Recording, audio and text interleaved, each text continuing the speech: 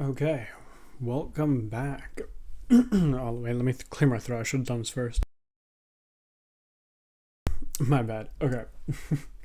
Let me just make sure everything is working. Okay, wait, test. Cool. Oh, I don't know what's up my throat. Okay, cool.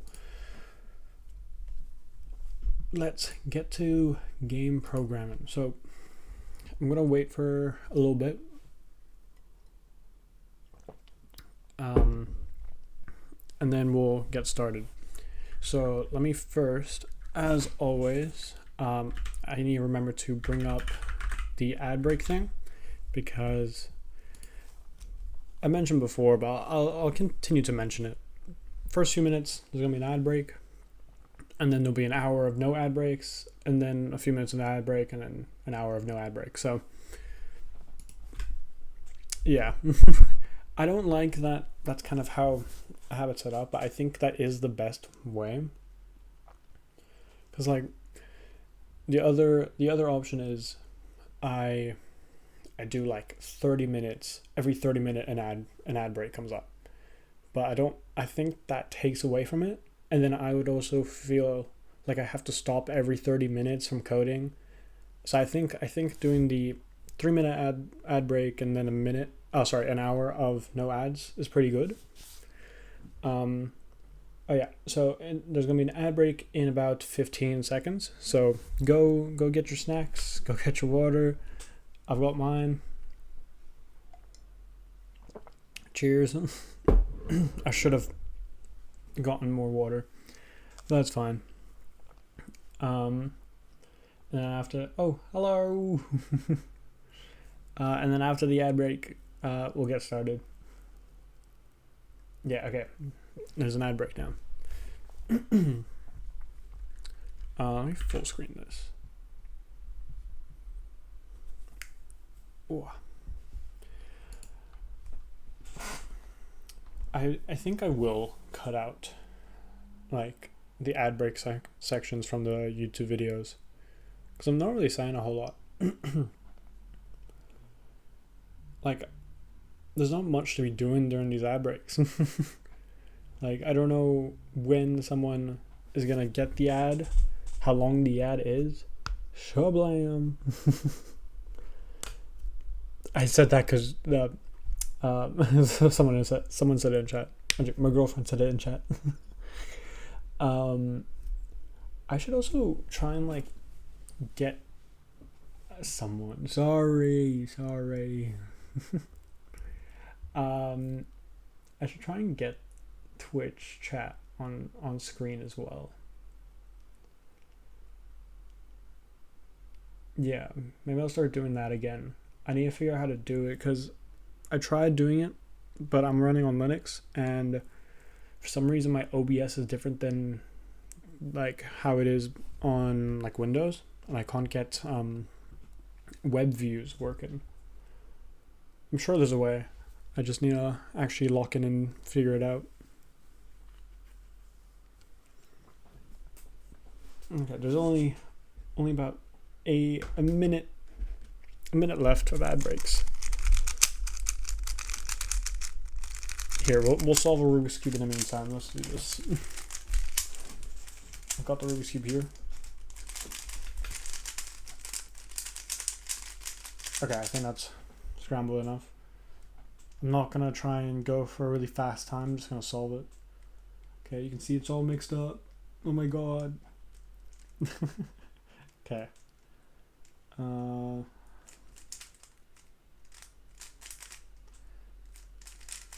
Yeah, we're not breaking any records here. Oh.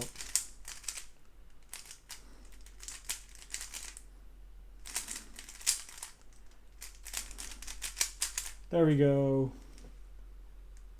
Someone in chat, find out how long that took.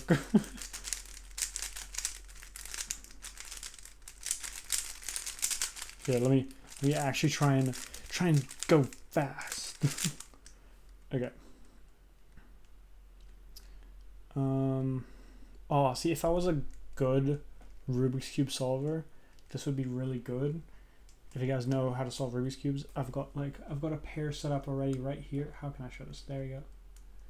And almost all of the cross pieces are like, okay, I think I can do this. Let's go. The ad break's over, but I'm gonna quickly try and solve this. Okay. Shit, I've already fucked up.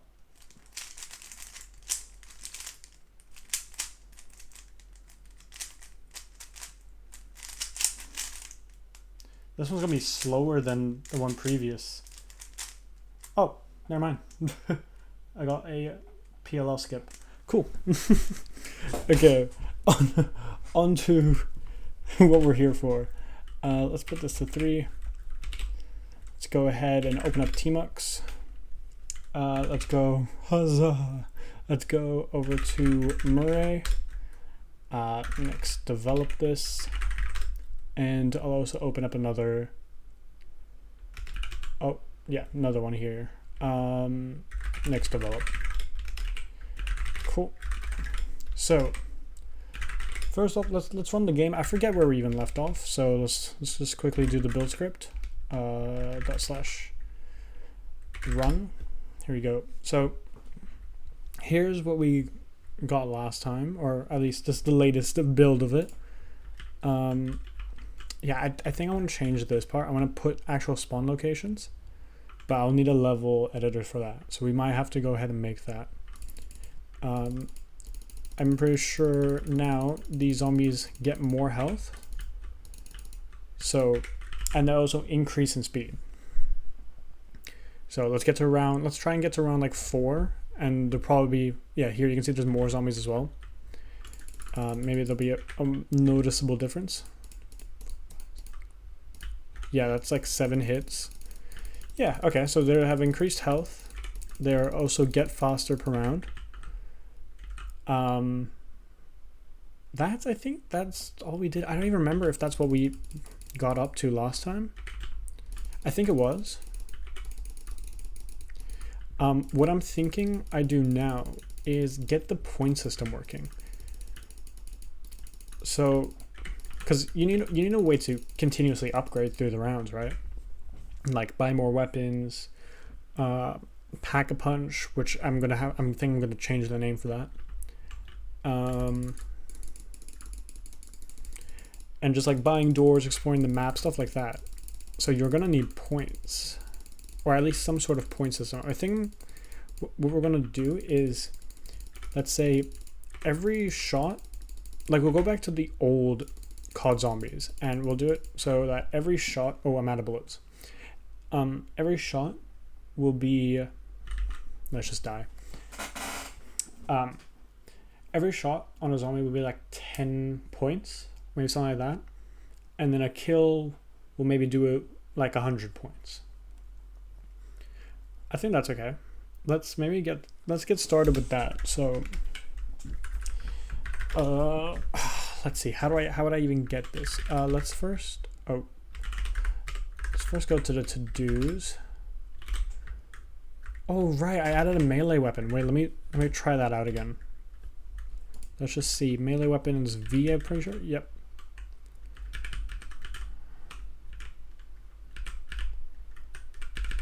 Cool. I think I need to make that slash. It's so unclear that I'm doing a melee right there. But I'll probably just make an animation for that. And then we'll just play that animation. Cool. Okay.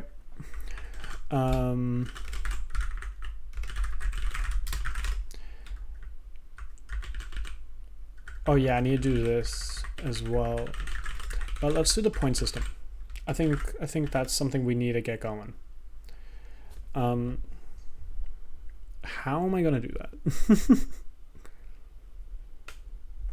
What is the play here? So we need to know when a zombie has been hit or has died.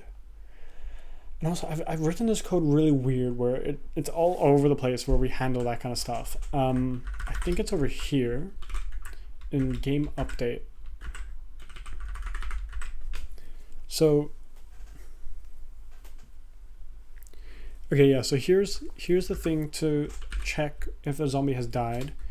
Here's also, I think,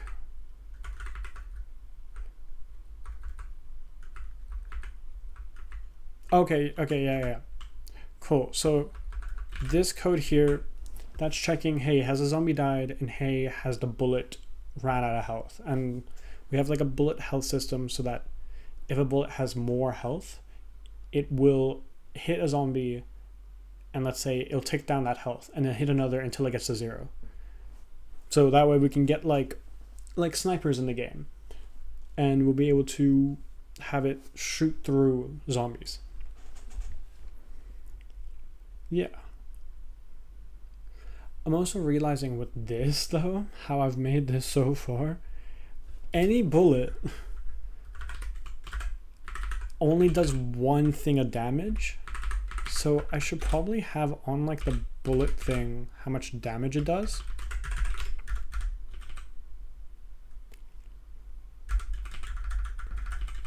Yeah, I should probably do that. I won't do that right now though. I'm gonna open up my window. 1 second. Excuse the noise that's about to happen.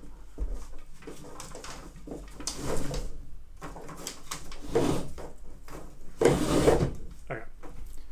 Oh, we back. Cool. So, I'm just gonna keep this down here. Let's see. We want to get points working. We could probably just put this in the the global game state instead of the player.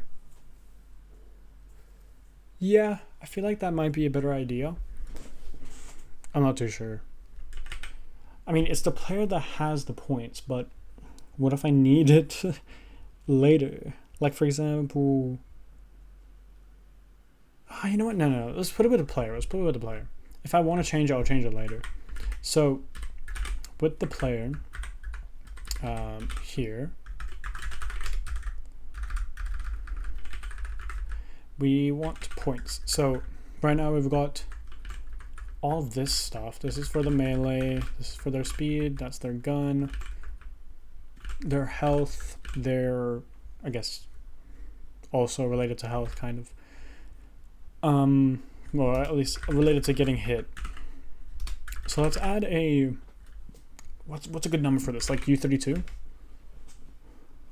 many points can I say you have? Let's double check here. U32 max. Sure, yeah, Rust. So that's the biggest number you'll be able to have.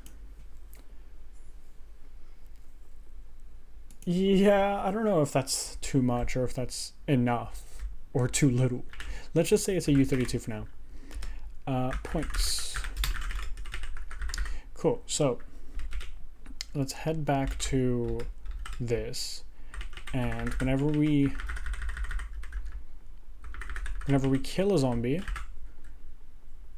do I have the player in here? No.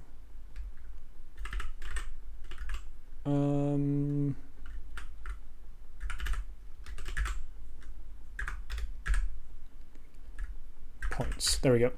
We'll just plus equal. Let's do 10. Oh, wait, this is if a zombie dies. Let's say 100 then. If they're not dead, let's do just 10. Honestly, that might be the whole like point system. Oh, wait, but if I'm drawing the HUD, I want this to be with the game, right? I'm pretty sure my draw HUD function, yeah, here it's well, I guess we can grab out the player, so it should be fine. Yeah, that's fine. Oh, actually, I still need that. Oh,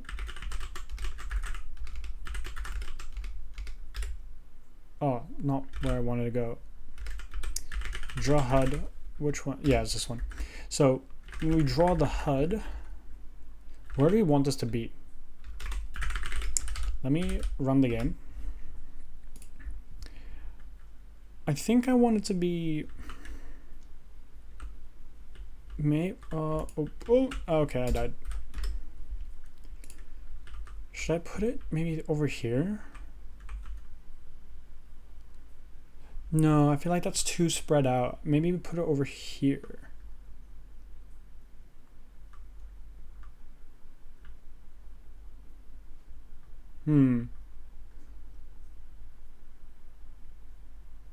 For now, I'll put it over here. And I'll think about the HUD later. So let's put it somewhere down there. So here is the gun. Let's go ahead and make another one. Oh, right. I didn't comment textures. Okay, cool. So here is the points. So first, we're gonna need const char points. Yeah, the text format, and it will just be %d. Oh, actually, C format unsigned. What's like the, oh, sorry for the flashbang. LU, okay, cool. So maybe we do LU instead, and we'll go player dot points. Sick. Now we need to draw it. Let's just take this font size as well. Am I using that font size all the time? No, it's different. Okay, so if I want it at the bottom left, it would be X would be like 0 and Y would be almost a whole Y. So we can kind of take this. This is going to be the same. The Y is, oh sorry, the X is just 0. I think we'll put it at 0 first and see how that looks. Let's put this, what is this one drawing? Why is there 2 draw text? Oh, for that's for the gun name, right. Instead of buffer, we're going to do points. Yeah, that's pretty much it. Cool, let's run it. Let's see. Okay, so not 0. Let's say font size. Maybe this will work. Or maybe it will be like font size divided by 2. Okay, wait. Let's see if it updates. Yep, 10. Okay, yeah, maybe font size divided by 2.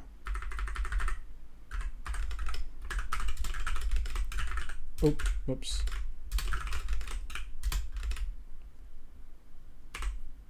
Jeez, I don't know why that wasn't working. Okay, cool. Let's see this. It looks a little weird.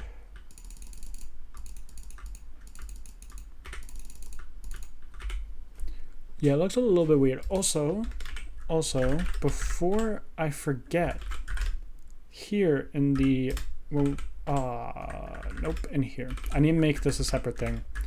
When we set up this player, we're not setting that point, so it might give us a garbage value at some point. So let's make sure we initialize it to 0. Okay. Cool. I don't like exactly where that's placed. I want to fix that.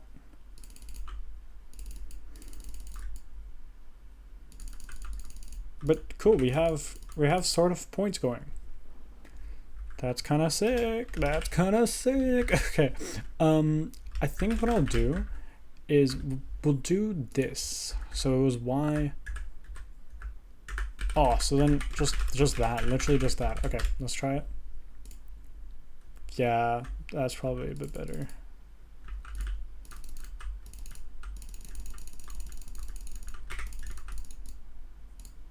Should we start off with some points? Or maybe change it up, because you can get points super easily.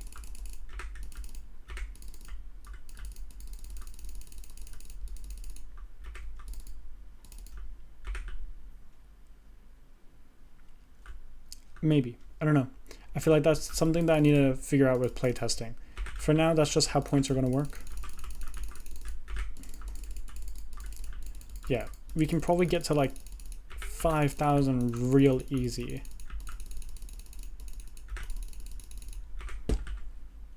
Yeah, we're already at 3,000. Okay, that's maybe too many points too easily. So maybe instead of plus 10, we do like plus 5.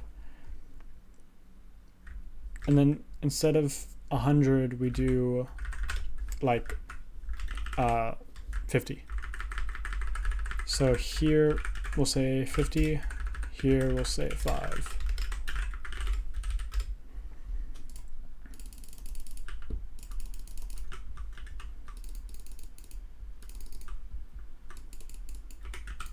Oop. Yeah, I think that might be a bit better.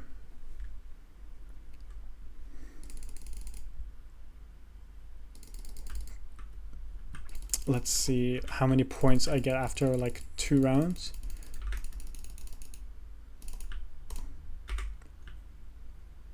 Okay, that might be actually a little too not enough.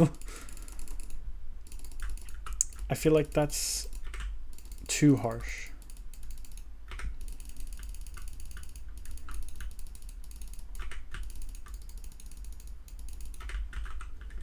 I'm not too sure.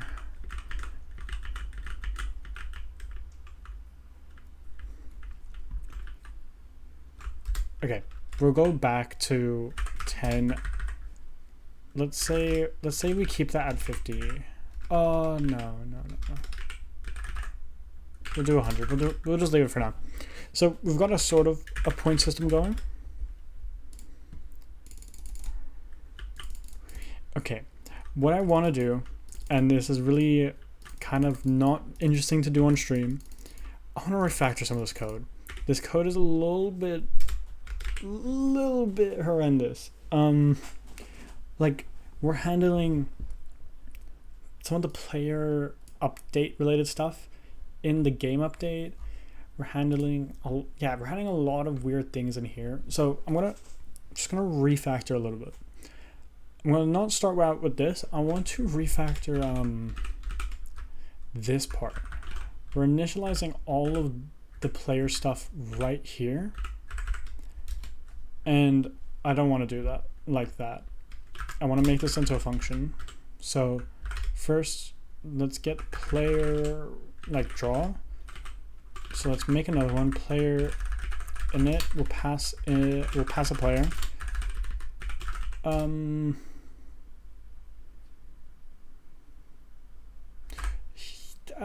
Let me see. How do I do zombie update? Oh, zombie spawn. Okay.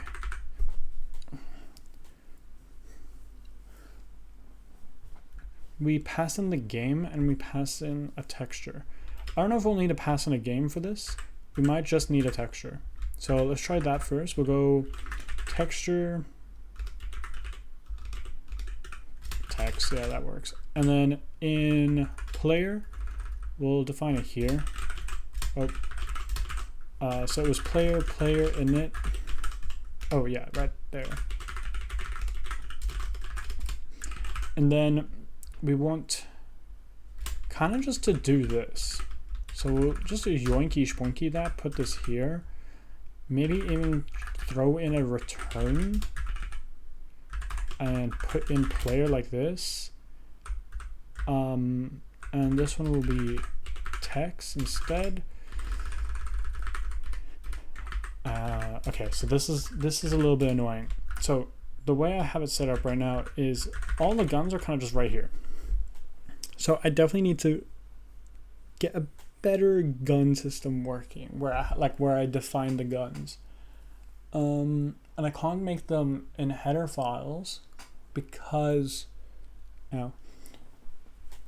because then it will like duplicate or something. Like there will be multiple definitions of the same kind of gun. So we can't really put it there, even though I really want to. What I could do is make a separate gun thing, and then that separate gun thing will just have all of these. Let's try and do that first. So yeah, because we need this gun.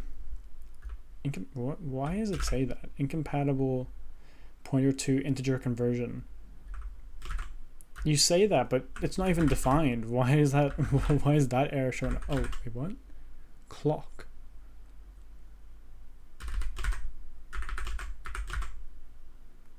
Oh, does it think I like typoed? Whatever. Okay, let's go over here. Maybe I'll just make the definitions for them in the header files so that we're able to use it wherever we want.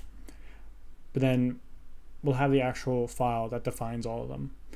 I think I have something like this for like debug mode. No, not in here.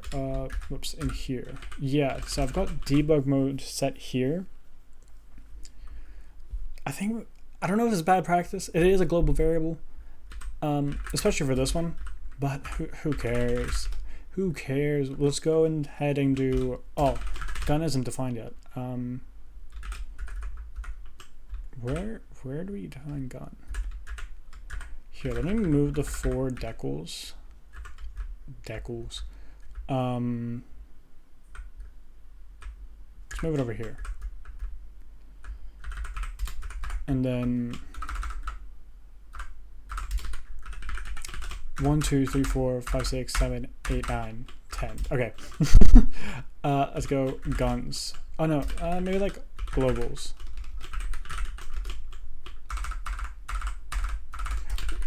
Also, I just noticed I'm doing this where I spam that. I'm in Vim, right? I could just go like 10 or I guess I could do this and then do, nope. Okay, wait, how would I do this? Right, I want to put that 10 times. So if I do this and then I do 10p, there we go. So that should be 10. Okay. Yeah, these are pretty much globals as well. These count. Okay. So we'll have extern. Here it is. Extern gun Glock. Oh yeah, I need to do this here. Let's do it here.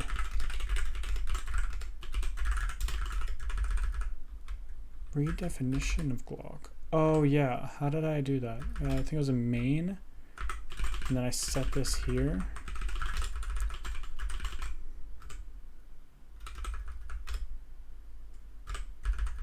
Wait, how does that work? Why does this one work? And this one doesn't. It's because it's const. Wait, if I oh, okay, there we go. Cool. Okay, now let's do, what was this, Rari? Okay, and I'll make a little guns.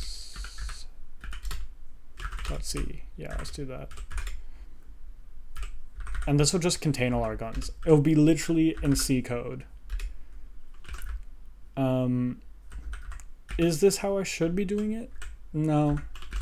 Is it gonna be how I do it? Yeah. Let's go over here, paste these in. Let's include our header, which is defs here. There we go. Nice. There we go. And then now this should find it, right? Glock. Yep. Hell yeah. Now let me not forget to include guns in here. Let's do it over here. source/guns.c.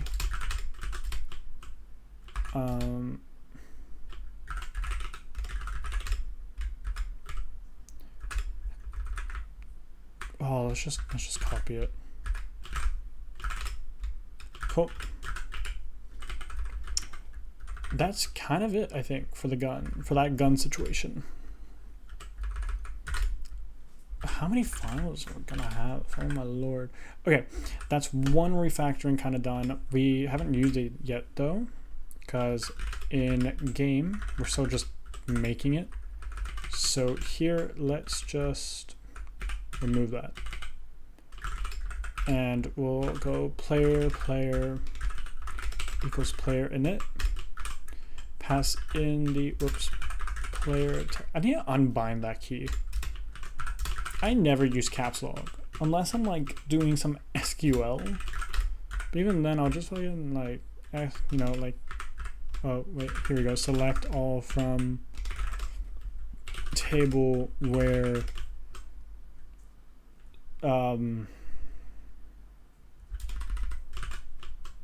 A equals B. There we go. Like, it's fine. Also, I bet you someone has made like C macro stuffs to get SQL in there. I'm so certain that's a thing. I'm so certain. I mean, it might not look like this. It may be like select and then be like all or something or whatever. And then maybe even like this and then from. I bet it's a thing. Hell, if it's not, I'll do it. I'll make it. Cool, that's all we need. So that's one refactor done. Let's see. So what else do I hate about this code? This function. This function is crazy. I think game update should just go and into other functions that do updates. Right? Game update should just be this thing that houses all of these updates instead of it being responsible particularly for a certain update. So I don't like having this code here. Like the checking if a bullet has collided and killing a zombie. Like that should be its own thing. And even then, I don't even know how to do this though. Round transition. This one I'm okay with. This one's more acceptable for it to be in the game update, because we're just checking, hey, are the zombies dead? If they are, we're going to go into round transition. And then we're gonna handle the round transition. I think that's fine. This can stay here. But stuff like this, where we're like updating the bullets and the zombies and the player even. I don't know if that belongs here. So how could I refactor this into something a bit nicer?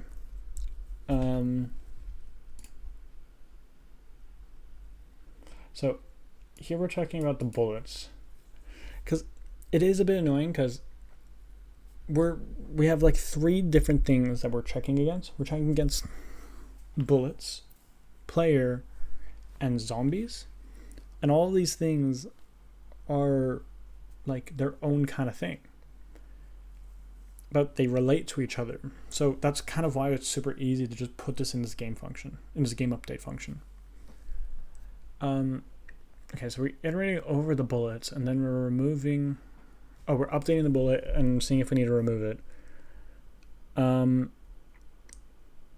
then while we're iterating over the bullets, we see if we collide with any of the zombies, and if we have, then we do something with the zombies. We update the zombies. I don't know where I should put this, because another thing is I don't want there to be like, I could separate this into, okay, we'll iterate over these and update them, and then we'll check the zombies and check against the bullets and see if blah blah blah, and then we'll check if the bullets have hit or whatever, and then update the player's score. Like, we're then having to iterate multiple times, and I'd rather just do everything in one iteration. You know what I mean? Or as little iterations as I can. Like here I had to iterate over the zombies again. so that I can make sure that they don't overlap. But I can't. Can I? Wait, can I put this function, like, let's say over here? Here I'm iterating over the zombies. Technically I could. Oh yeah, also, the melee is here. Right, that seems kind of crazy.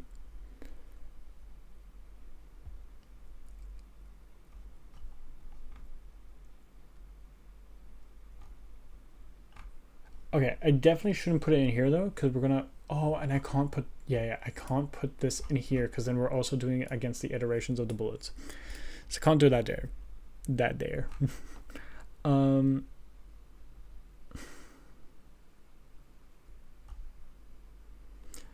What if we handle this differently and we iterated over the zombies, and when we are doing this, we're also iterating over the bullets and checking if any of the zombies have died. Maybe that's a better play. I don't know if it will be cleaner. I don't think it'll be a cleaner code, but it might be just better.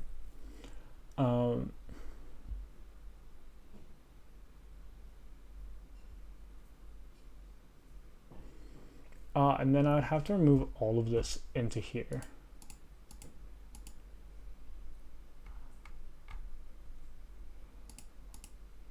Okay, let's see. So what I'm thinking is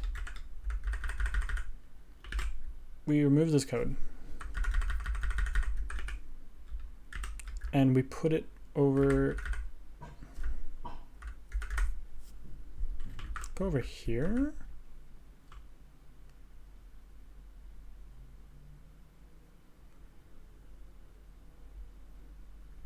Yeah. And instead of iterating over these zombies again, we don't need to do it like this. Here we can change this to J.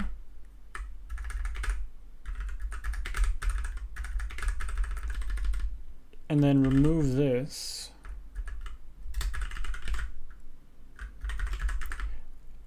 Oh, and then I'm gonna have to swap out these. So this is J, this is I, this is I, this is I, this is I, this is J, J, and J.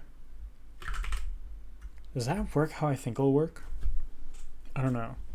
So here we go. So this is a monstrous for loop. So we're iterating over the zombies. We're first checking, hey, is there bullets? If there is, let's iterate over the bullets. And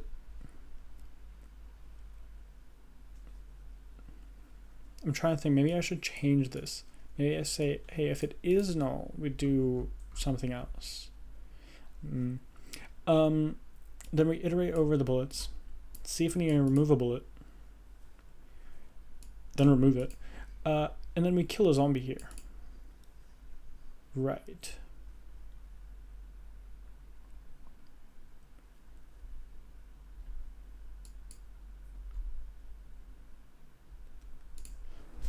Maybe we call update over here.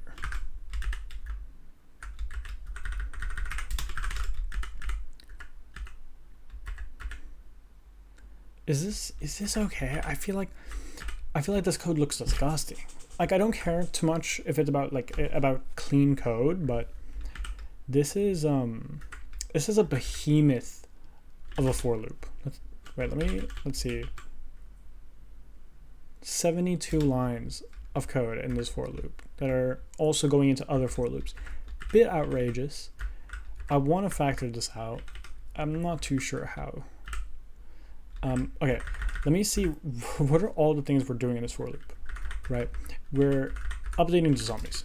Cool. We're then saying, hey, is there bullets in the game right now? Are there bullets flying? If there are, we'll iterate them, update those, and if they've collided with the zombie that we've been iterating over, we're updating its health and killing it. which seems a little weird. Like that, I feel like updating the health and deleting a zombie should be handled by the zombie. At least, maybe not for this. I guess that kind of makes sense because the zombie itself is not responsible for taking itself out of the zombie array. But I don't know if we should. I mean, honestly, it doesn't matter. It's just data, right? I shouldn't care too much about like, oh, what has responsibility over what. This is not object-oriented programming. We don't do that. So, yeah. So we're also killing a zombie here, or kill a zombie. Yeah, killing a zombie, or just decreasing its health. And we're also saying if a bullet has run out of health, and then if so, remove it. My cat's trying to break in. Okay, and then also in the same for loop, we're checking if the player has meleeed, and again, dealing with the zombie.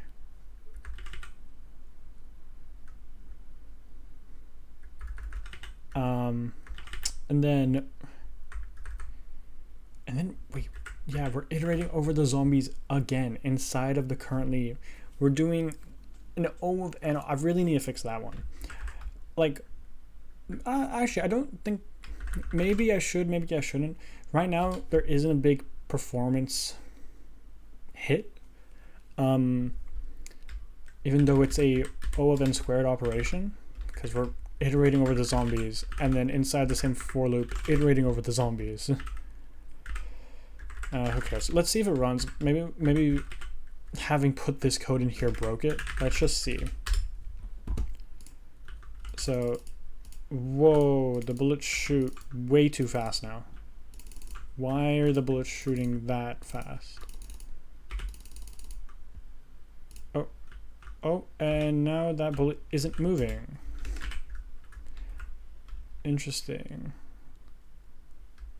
That's weird. Oh, because if there's no zombies, the bullet's not going to update. That's why I put it out of the for loop. Okay, that makes sense. Yikes. Alright, let's just go back. Let's forget about that and let's put it back to where it was. Oh yeah, that's where I was like here. So much for refactoring. Trying to refactor that broke how bullets work. Cool. There we go. Okay, back to normal. Maybe I won't refactor it then. Maybe we'll keep adding on features and not try to prematurely. What's the word? What's the word I'm looking for? Like premature optimization. Let's not run into that. Let's just get it working, get it somewhat working, and fix it where we need to fix it. Or fix it when we need to fix it. That's probably the better thing to say. Okay. Cool, so we've got points now. Let me mark that out of the to-dos. What else should I get going? I really want to do a level editor, but I have no assets to use right now. And also, I have never made a level editor. I have no idea how this goes. I don't know what a level editor needs, how to literally just make one in general. Do I save that? Like, the thing that I've edited, do I save that into like a JSON file or something? Do I save it as just raw data? But even then, like as like ones and zeros, I mean, like binary.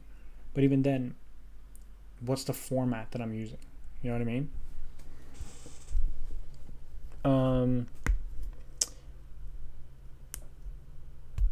Do I make it like a dynamic library?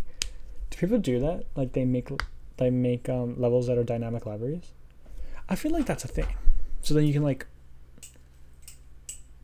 have it so that there's multiple different levels, and then you can dynamically load them in. I feel like there's some crazy things you can do with that. Maybe I'm just speaking out of my ass. Yeah, can't do map selection because I don't even have maps.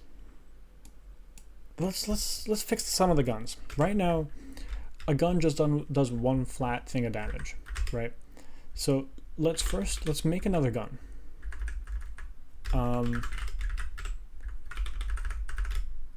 Here. So where is struct gun? Here we go. So let's do an example with like a sniper. Const gun. What's a sniper? Famous snipers. Nope. Famous how do you spell sniper? Snipe. Spiner? Snipe.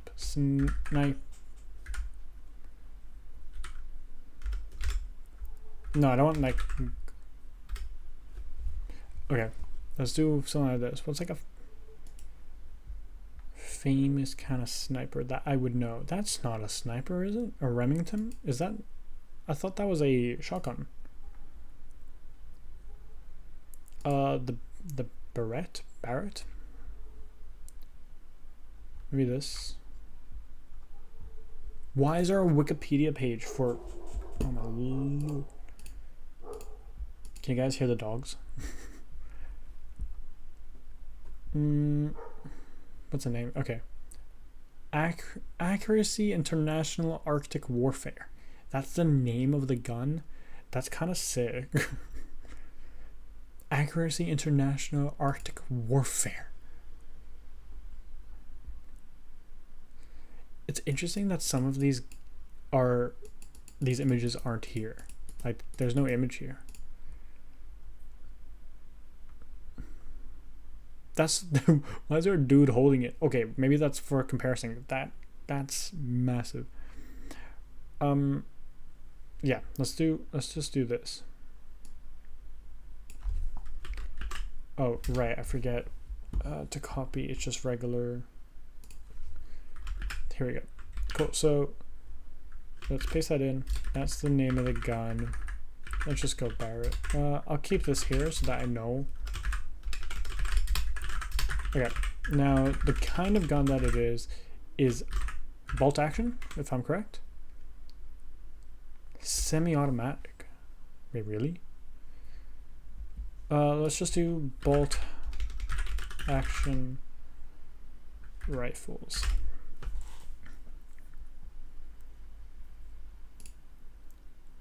You know what?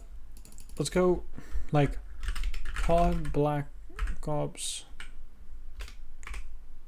1 snipers. Maybe there's something good here. The Car 98K. Oh my god, do you guys remember that? Maybe you guys aren't COD players, but the Car 98K is nostalgic. It was horrible, but that's nostalgic. Like before the Olympia versus was it M1 Garand gang? Like in Black Ops 2, you either picked up the oh wait, was it? No. The Olympia is in Black Ops 1. Right? Or is it Black Ops 2? I need to replay the games. Maybe we do a stream one time where I play one of the games just for like inspiration, and because I want to play the games. I haven't played it in a while. Is this a real gun? Car 98K. It is a real gun. Carbinder. Is that? Okay, cool. Okay, it doesn't matter. I just need a like a bolt action.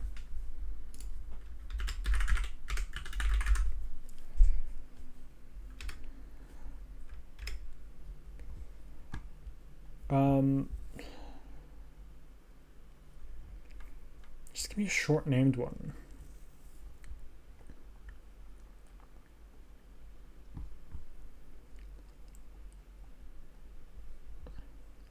Oh, this one is a bolt action one. Let's do Barrett. What is it? Barrett? Barrett? Barrett.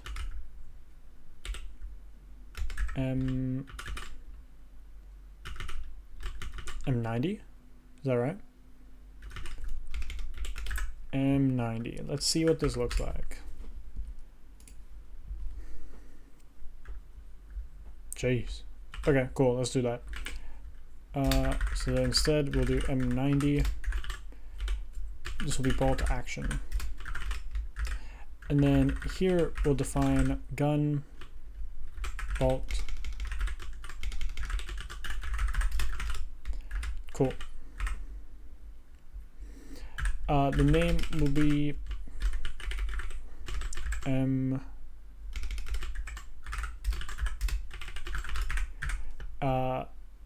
fire rate will be 1. That doesn't really work right now, but we'll see. What's like?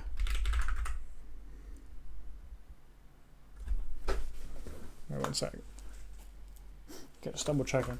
Typical sniper mag size.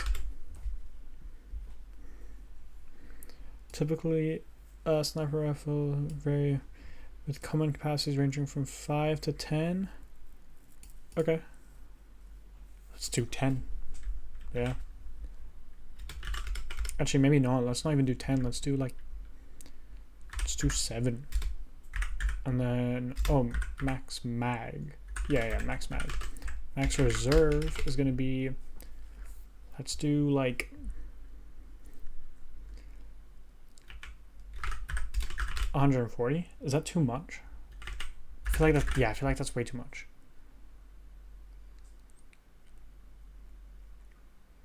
You have 20 clips, is that right? Right, yeah, 20 times 7.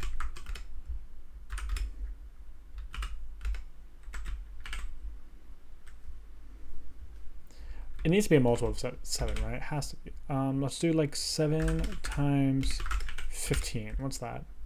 105. Yeah, let's do 105. That should be good. Okay. Bullet health. Let's make this let's make this 7. This one's an all 7er. And then the mag. Nope. Mag is going to be 7. The reserve is going to be 105. Cool. So when we are in, where is it? Bullet? Here? Yeah. It's over here. Oh, whoops. Yeah, now we need to account for this guy. So with case gun bolt action,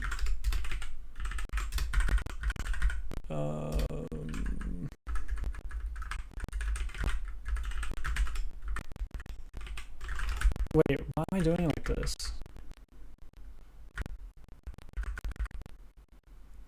Yeah, why am I doing it like this? I've done this before. I remember I was looking at this code and wanted to fix it. Let's fix this. This looks strange. Yeah, let me just get rid of this error for now. So I had written this before. Let's check them when we're not pressing it. Oh, okay. I see why. These are different. So here we're doing is mouse button pressed, and here we're doing is mouse button down, because this is a full. This is a semi. Okay, this one is going to be pressed.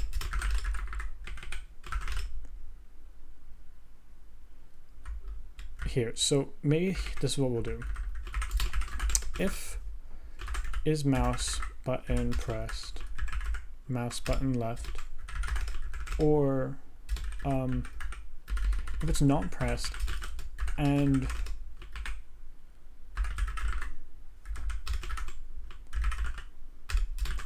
so if it's not pressed and it's not down, we'll return early.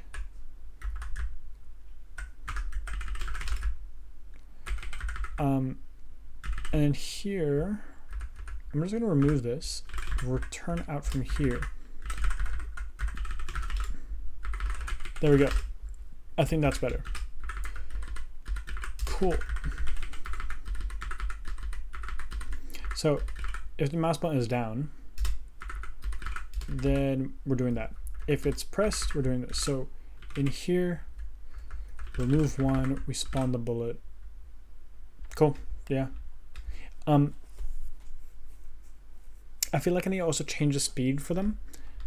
Let's first just give ourselves the sniper and see how this goes. So when we let's go horizontal split. When we initialize the player, instead we'll give them the, what was it? The Barrett.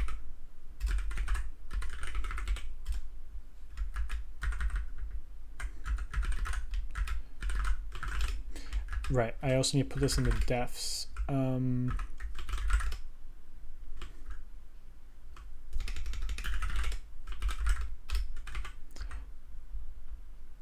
This one is, let's put this down here. What is it? There we go. Cool. Cool. I'm just gonna call this Barrett. Barrett. I feel like that's the way to pronounce it. And then in here, we'll change this. There we go. So now, let's run this. We'll now have the sniper and it's off screen. Love that. Yeah, cool. Wait, look at this. Let's line them up.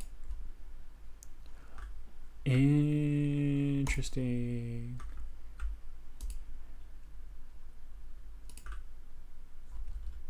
Interesting.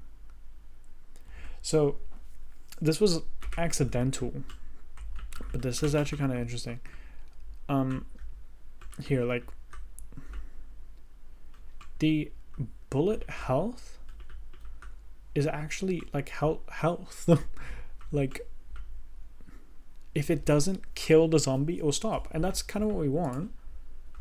But that means we need to make the health a lot more. Oh wait, it also, yeah, when you have something like this, because of how many shots it detects, the point system is broken. It will count it as you're doing a bunch of hits. That's interesting. Okay, let me increase this. I want this to be even bigger then. I want this to be, let's do 14. Actually, no, I want this to be even bigger than 14. I want this to be like, let's do, what's another multiple of 42? Is that that's a multiple of 7, right? 42 divided by 7. Yeah. Cool. So about maybe round 6, I think this should continue to one shot, which is actually kind of bad. Actually, I don't even know if that's how it will work. Let's see. Let's round them all up and try and shoot them. Okay, here we go. That's pretty cool. I like that. It gives you way too many points though. That is a problem. We don't want that. I want it to be like, the weaker the weapon you have, the more points you can get out of it, and the stronger the weapon you have, the less points you can get out of it. Right? Because you want that kind of balance of having like, hey, I've got a really shit weapon, but it's going to give me a bunch of points, and I can probably use this to get a better weapon. So how do we prevent that from happening? Well, in this behemoth code right here, this is where we're handling the points. Yep.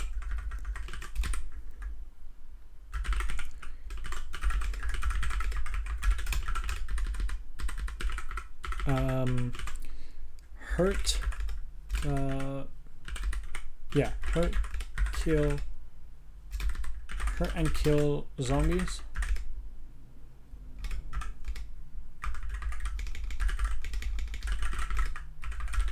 There we go. So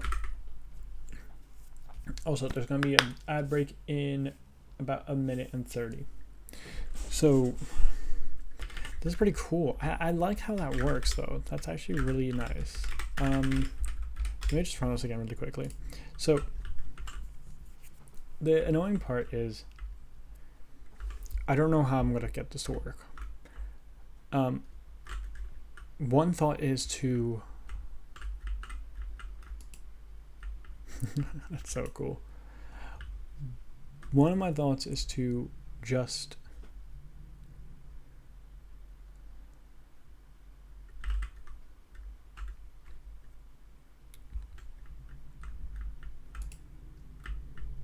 that's weird though. Wait. Oh, okay. This system, I need to change it even more. Because, look at this, right? The bullet travels fast. And... Wait, are you muted? Or is that just me? ... Am I muted? How long have I been muted? I don't... It says it's working for me. Let me see. Yeah. I'm not muted. Wow, did you just really trick me like that?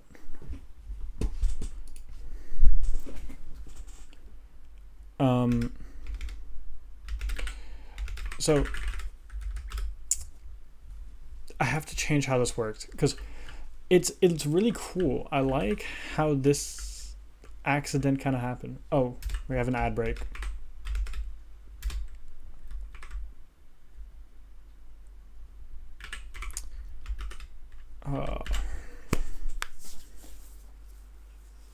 What? It's working now. That was weird. You said anything before? Now I have no clue. Wow. Can't believe you. That's your fault. You should tell your device to be better.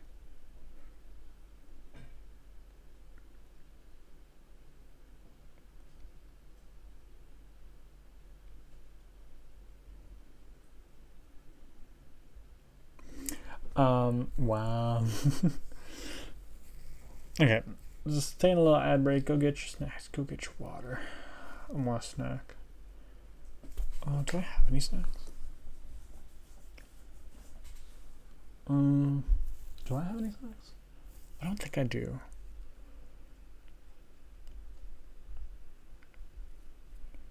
Yeah, I don't think I do. Oh well.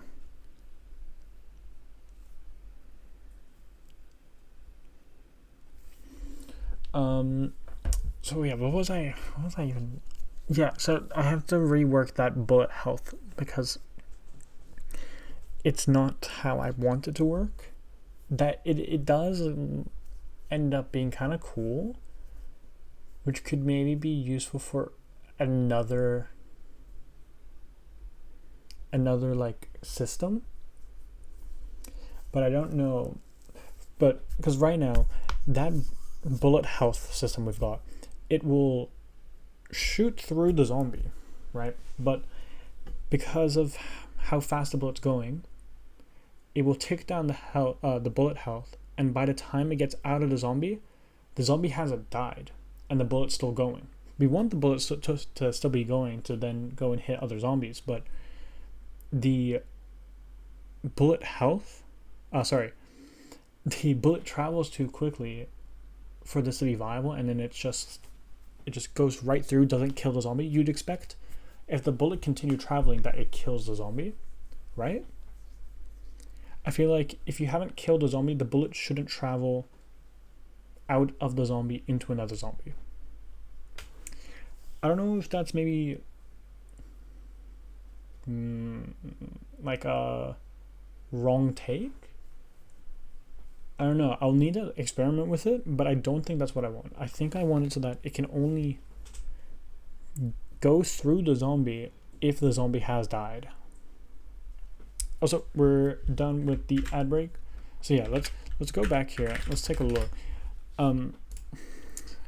I really need to touch up on the art, but here we go. Right, if I let's round up these zombies.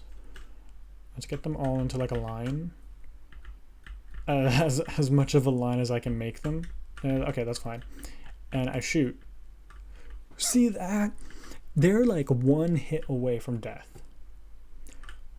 And we don't want that, right? I feel like that's kind of weird for the zombies to still be alive and the bullet to travel past. I don't know. I don't know how I feel about that.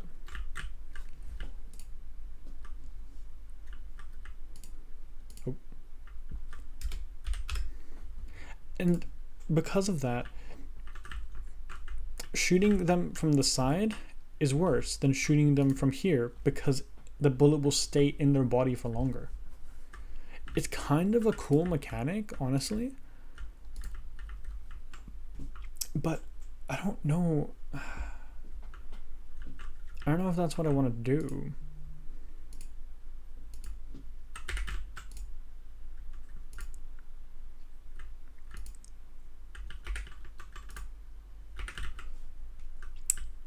I need to play test that. I don't think I like that. Alright, let's hoard them up. And let's shoot through. Yeah, right? Like,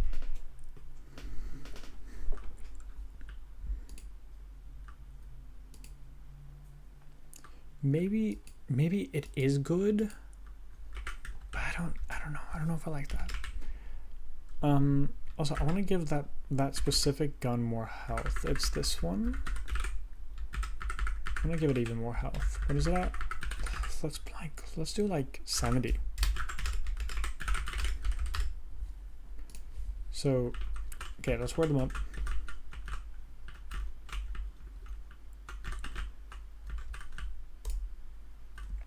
See, right? That feels so bad because it's supposed to be a sniper. You'd think it would just boom, kill all of them, but it doesn't. Also, I need to fix the text. You can't really see it right now because my camera's covering it, but it's not exactly right. Like for the name of the gun. Like, yeah, that doesn't feel good, I think.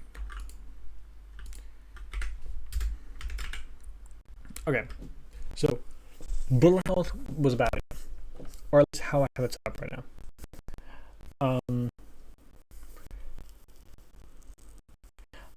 Once a zombie has gotten hit by a bullet, it can't be hit by the same bullet. At least during, well, no, just in general, right? You can't get hit by the same bullet if you're currently being hit by the bullet. So,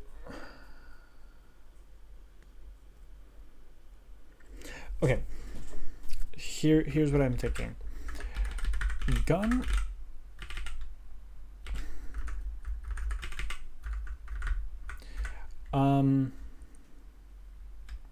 Okay. So a gun will have an amount of damage. That's how you spell damage. Should I just call it? Nah, we'll call it damage. We'll do the full thing. We'll have an amount of damage. And that way we can like get it so that the sniper can kill a zombie pretty easily because it does a bunch of damage.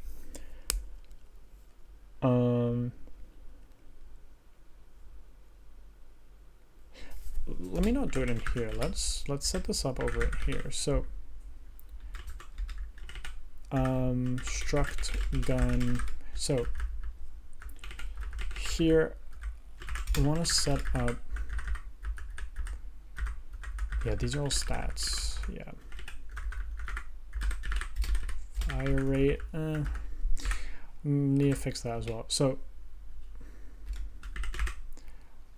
let's say the amount of damage it does. We'll make it like a U16.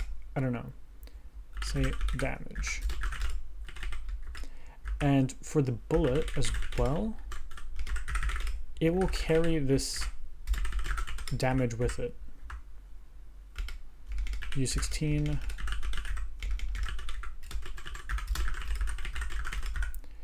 Okay.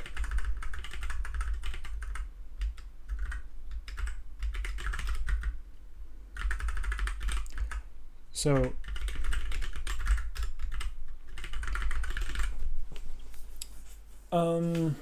so when we spawn that bullet, we need to take it from the gun so we can figure out how much damage it should be doing.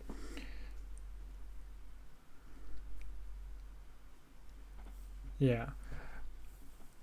I'm wondering how it's going to pack this, or like, have I set this up nicely for it? Because it's U8 followed by 2 U32s followed by U8 followed by U16. Maybe it should be kind of like that, you know? Whatever. Worry about optimizations later. So that's damage. But how am I going to get this to work, right? I need to make sure that, hey, we do that damage.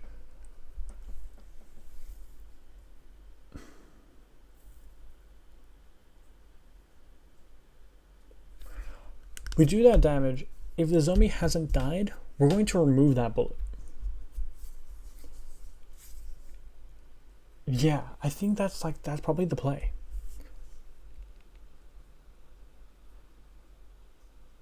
And then we can kind of remove bullet health. So we can make it so that if a zombie has died from a pistol, that bullet still travel over to the next zombie. I think I like that. So we'll see, hey, has this bullet killed the zombie?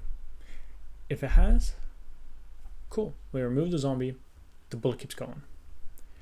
But if the bullet hasn't killed the zombie, the bullet gets removed. I think that's pretty good. Let's remove bullet health. So this, now these are raw. So bullet health we'll need to remove here. Move this one, and we'll need to move this one.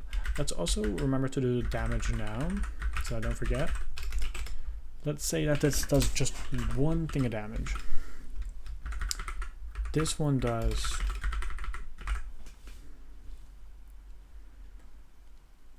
let's say 5.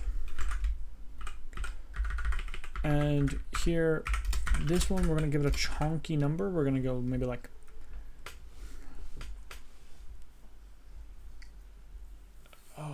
let's say like 50.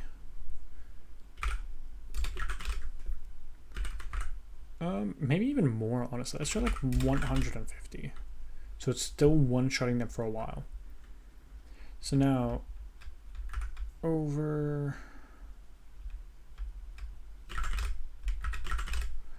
What has happened? I'm pretty sure I should be getting some errors.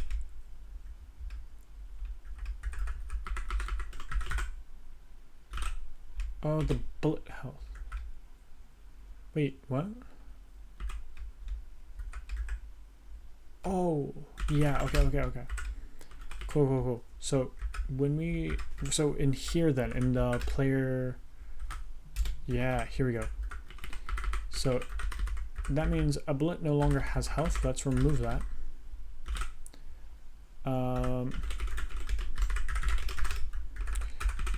Bullet doesn't have health. Cool. So we're going to change this. I'm going to say damage is the gun damage. There we go. This gets removed. These get removed. Oh, I didn't mean to do that. Whatever. I think it was here. Yeah, it's over here. So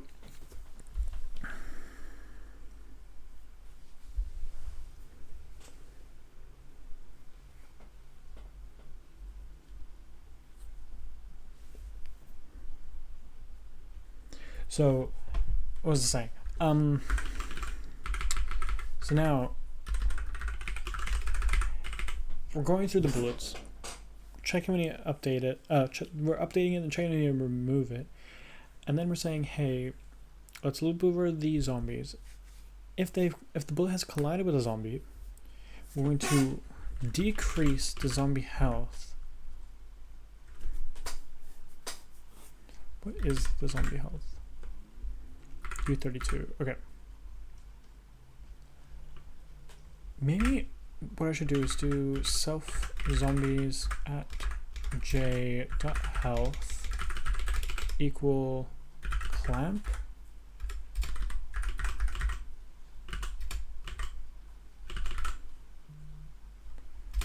Clamp value, which is self zombies at j.health minus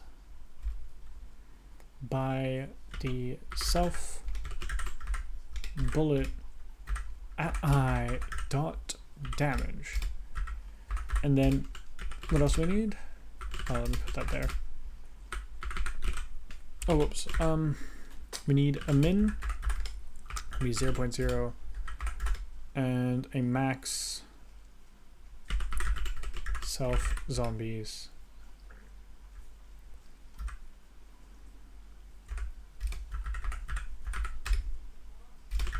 I think that's fine. And then we also need to cast this into, what is this type? U32.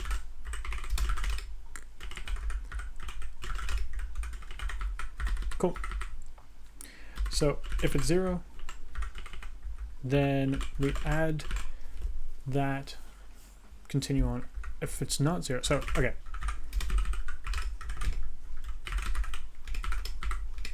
Zombie dead, remove zombie, add 100 points.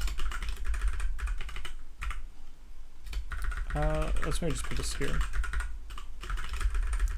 And then this will be zombie lives, add 10 points, and remove bullet. So down remove, bullet, self, bullets at I.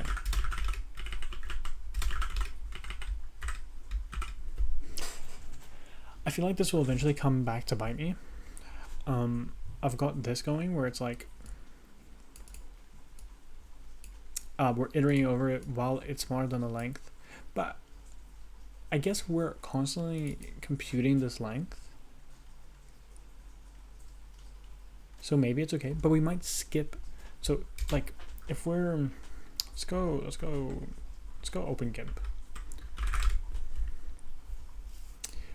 Let's bring this to 4 and let's open up a wait, let me swap to these, and I think do it like this and open a new one.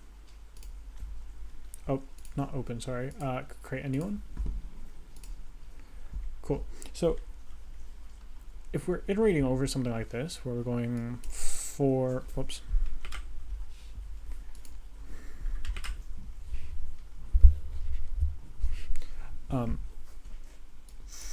For I equal 0, I smaller than length of array, I plus plus. Right, if we're doing this, then and at some point we're like we're writing the code, right, and then somewhere we have a like a remove function,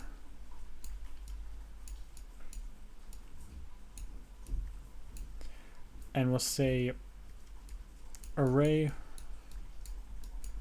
at I, and then let's say, right, that let's say, okay, the length, say the length will be let's say 10, and this is, let's say at some point we reach 5, right? And we for some reason, let's say this is an if, right?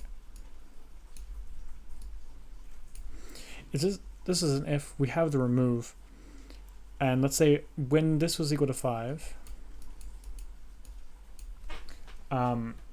we remove it.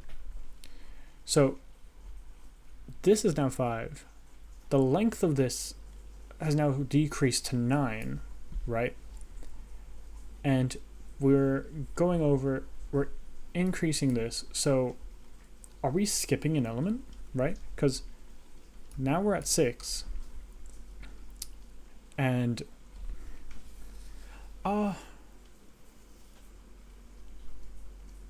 we skipping? I'm not too sure. I know, like, it's been kind of distilled into me where, especially when I was doing like Rust, I would never remove an element while I'm iterating over something, while I'm iterating over that array. But I'm just trying to think, like, if this thing is getting computed each time that we're iterating over, is it okay? Are we accidentally, okay, wait, let's do this. Let's make a metaphorical, a hypothetical array where we're just going from 1, let's do 1, 2, 3, blah blah blah until 10, right? Whoops. So we're iterating this. I is now equal to 0 here, then 1, so on. So when we get to 5, actually technically it'd be 6, and then I would equal to 5. That's a 6. That's a 6. And I is equal to 5. When we remove this element, now it will become 1, 2, ... We don't have this anymore, so become 4. I could just write all of this then, whatever. 4, 6, ... 10, right? Where this length is equal to now 9. Are we skipping over an element? Because this is now increased to be 6. So 1, 2, 3, 4, 5, 6. We are skipping over an element, right? Because now if I is when I is equal to 6, it will be over 2, 3, 4, 5, 6. It will be 7 and skip over that 6. Okay, that's good that I've double checked my logic. I should not be removing this many things inside of loops. Oh, that's funny.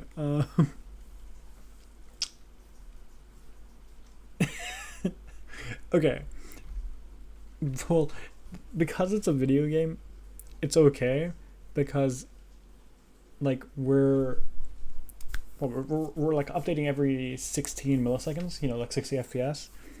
So it's kind of okay, but it is technically wrong. We'll never go out of bounds because this is constantly computing, but we are definitely skipping over some elements. So I think the way to fix that is not to have this here, is to make this done somewhere in here. That's so funny. Say like for example here, we don't want to increase I.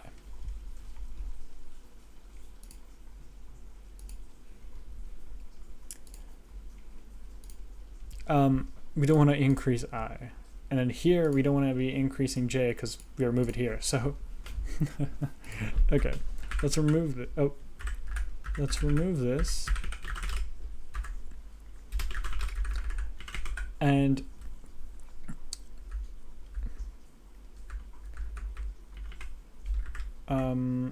I guess we'll have a continue here.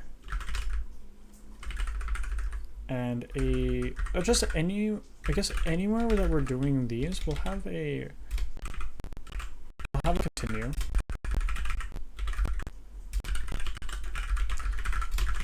So then, yeah, over here, now we'll increase. I'm gonna do this so that I can clearly see, like, hey, yep, we're doing it here.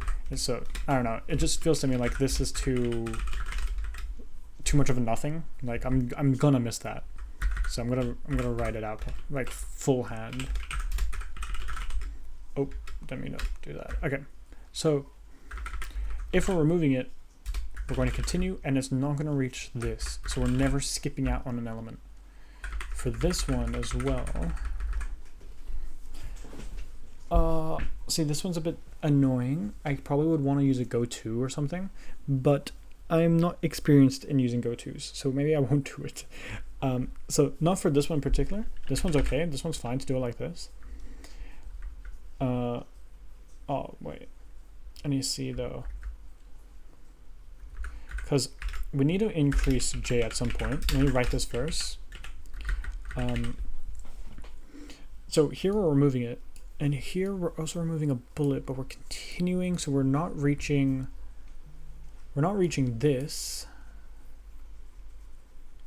which we should be reaching, right? Because we're removing the bullet, we're not removing the zombies, so we want this to happen. Luckily, oh, actually, as well, don't need this else block because this continues. Let's just remove this, make it easier for me. There we go. Oh,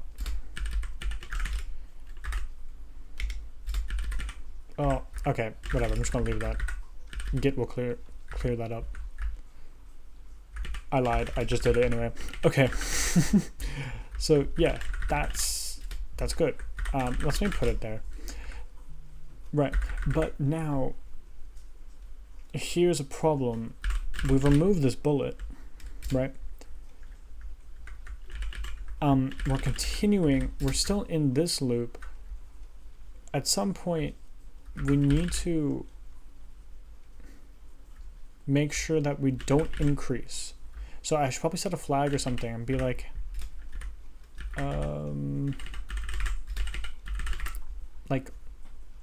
removed bullet. Let's just go bool removed bullet equal false, and then here we'll just say removed bullet equal to true, and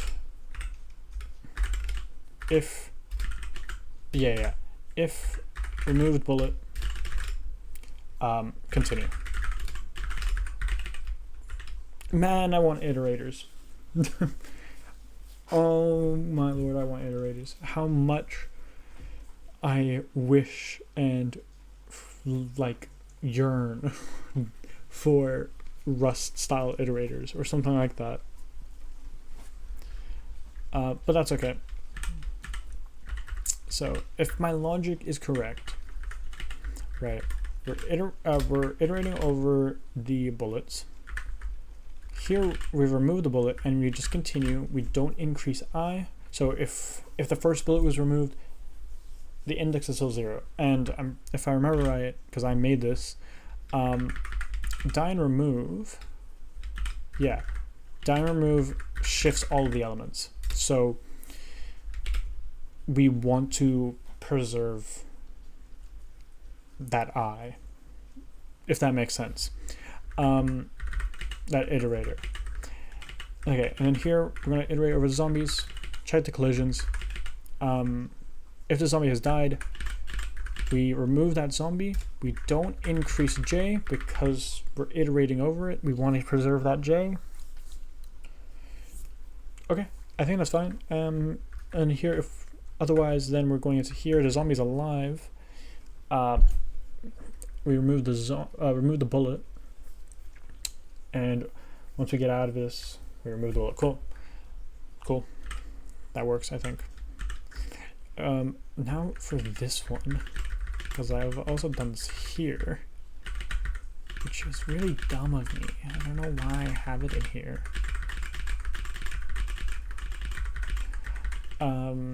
But like I actually can't put it anywhere else because I need to remove the zombie. And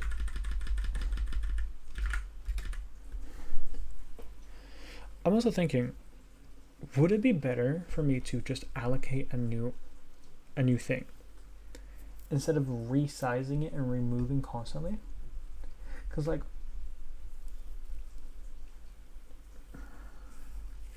okay, here we go. Let's do this. Like, how do I clear this? Can I clear this? I guess I can just do this, right?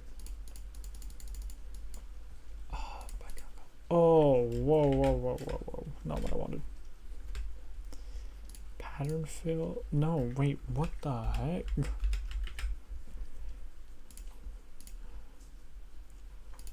There we go. Cool. So what I like, here's what I'm thinking, right? If we have an array,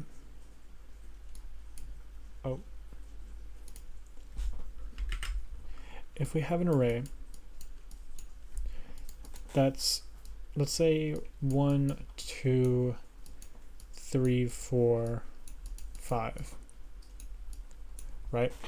And then our first one is we are iterating over it. Let's say for I equals 0, I smaller than length of array,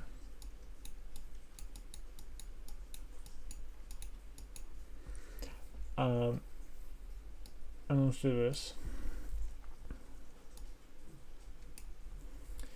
and then we do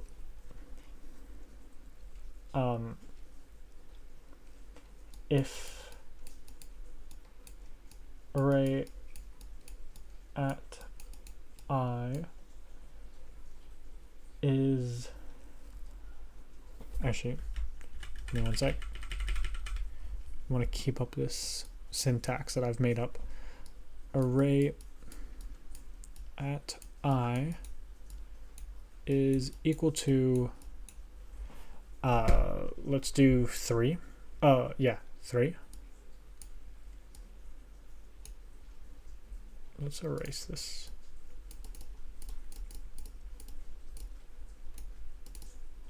Oh, I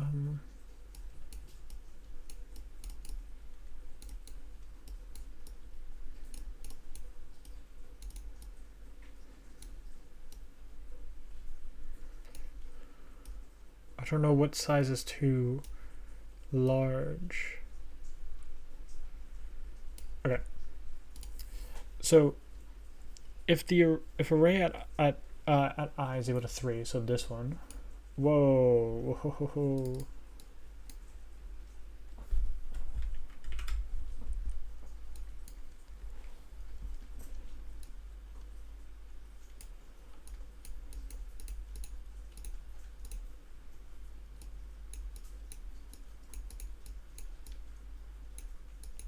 Okay, whatever.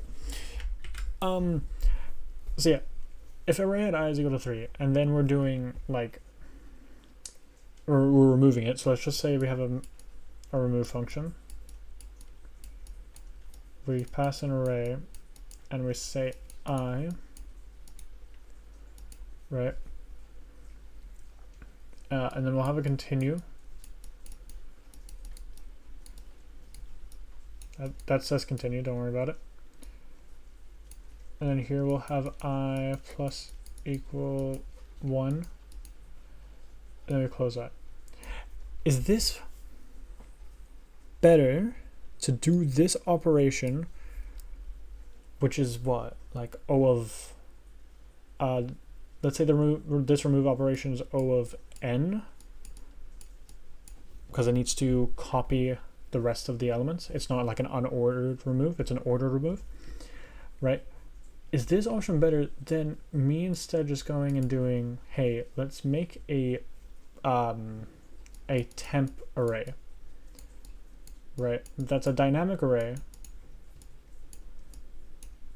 I know there's a C in dynamic arrays, but listen, right? Listen. is it better for me to go temp and then do kind of this, right? For I equals 0, length array. Oh, I forgot the I smaller than, you know what I mean. Length of array, and then do bada bing. And then I'll do the same thing. Array at I equals 3.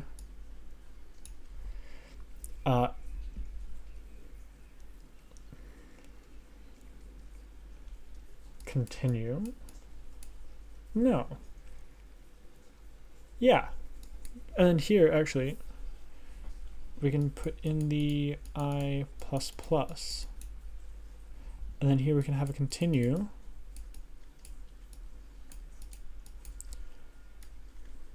And then here we just like push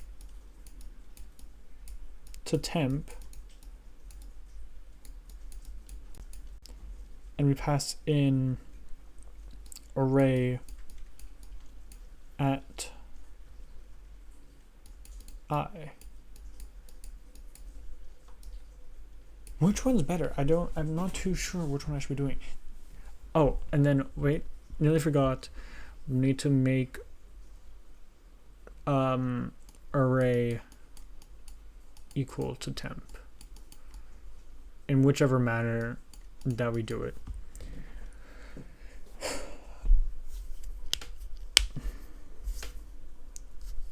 Does this make sense?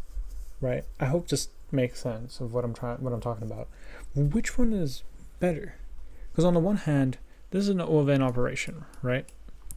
On the other hand, this is allocating a totally new chunk of memory. And then here we need to copy that memory.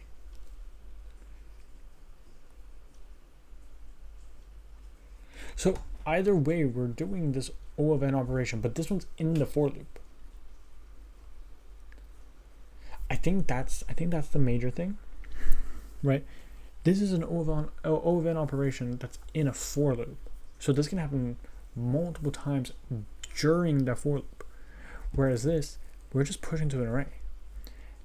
I realized I did this. Maybe I should have. Right, let me just do.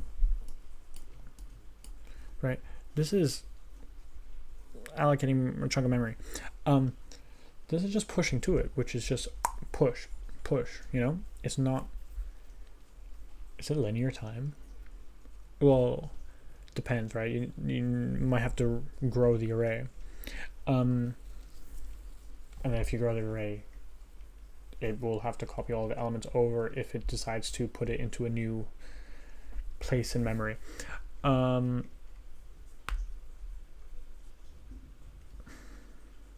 So we're just pushing to the array, and then here we have to do this O of n operation where actually let's rewrite this. It's more like copy, and then here we'll have the destination, and we'll have the array, and then here we need to deallocate temp.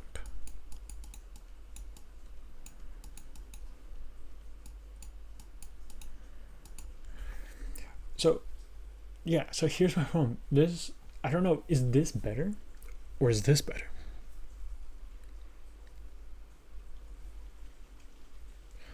I don't know. This is moving around a lot of memory. This is also moving around a good amount of memory, right? Like with this one, we're moving straight up from the array. We're copying all the elements over, which is a bit of it is pretty bad, honestly, because it's a order remove. Whereas this one, we're allocating some more memory. We're moving that memory into that array, removing that data into that array or memory, and then we're doing this copy where we take everything from this that we have got, put it into an array, and then we free this, right? Like, I don't know which one's better. Maybe I should do some testing, right? I feel like that's the best thing to do. You know, I'm sure someone's done it before. Is it better to sleep naked? Whoa. Is it better to remove element, array element during loop, or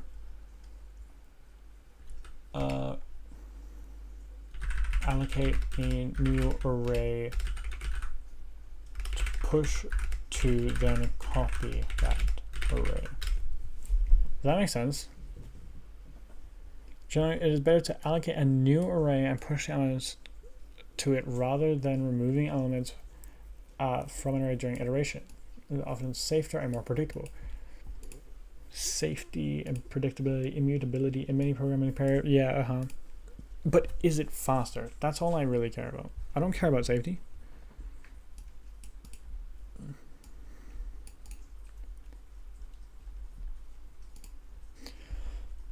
Wait, what is this? This is just a side tangent. What is it? Is it supposed to be safe to remove elements from an array while iterating with for of in JavaScript? Okay, I see. It's not safe to remove. Oh, there's a yield keyword in JavaScript? Why? Why does JavaScript have everything?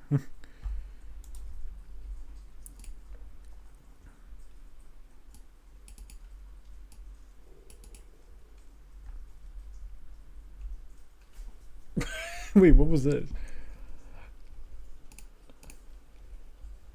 For size, if should be removed that I, and then this is iterating backwards. Is iterating backwards actually the GOAT?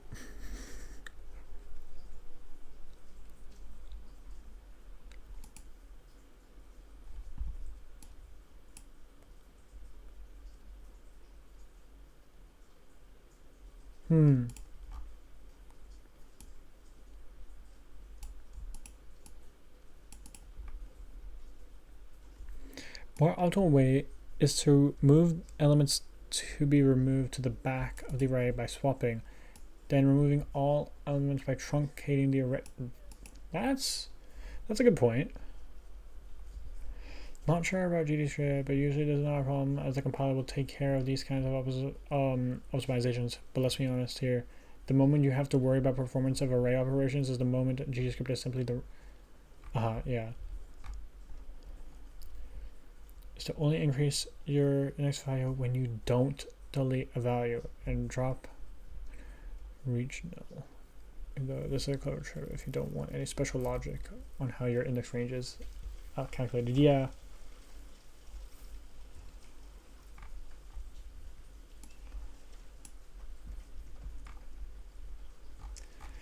Okay. Maybe I'm thinking about it too much. Maybe I shouldn't worry about it. It will work and it will be fine, I guess. There's some decisions that need to be made later when I need to care about performance, but we're running in C. We don't have any like game engine bloat. I'm sure the game will run just fine. So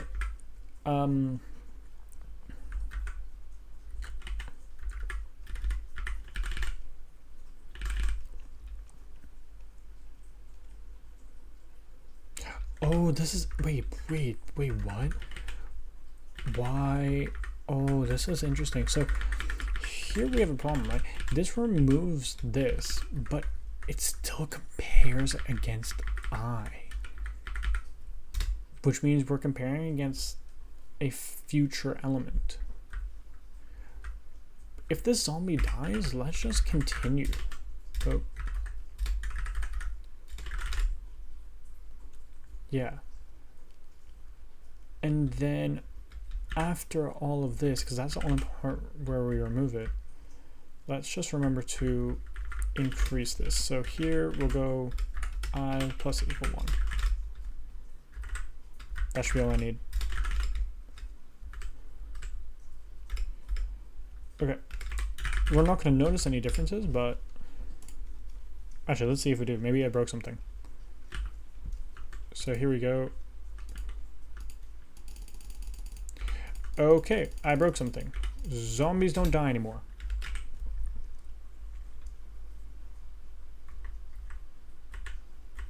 What?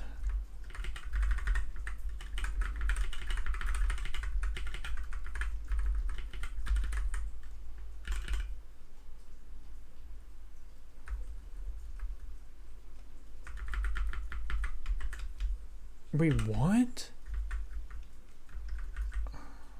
Oh. Oh, it's because I left this. I'm pretty sure.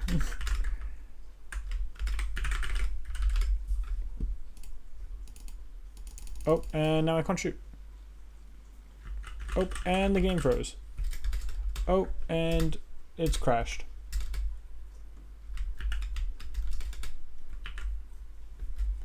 Yeah, I literally can't even... Interesting. So, okay, let's...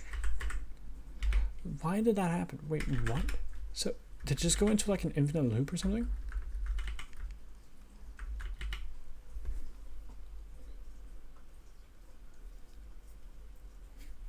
It just went into an infinite loop.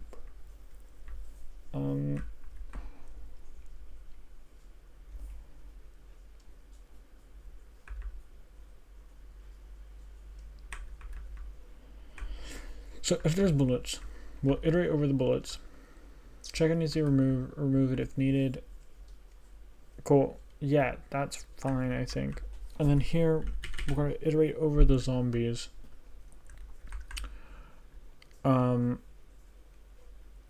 Compare it against the current bullet. If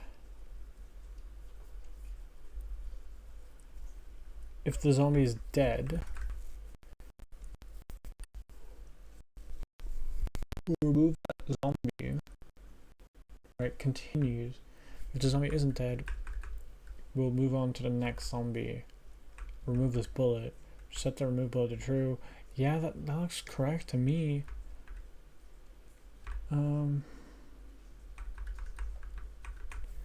Have I fucked up? Okay, let's see here. I'm gonna printf bullet index. %ZU is correct. Oh, and we need a /l. Okay, and let's also go here. I want to print out zombie index.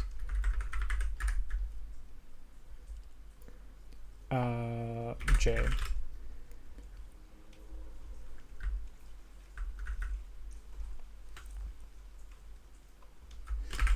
Let me also go maybe and do this, just so that I can, yeah, differentiate them.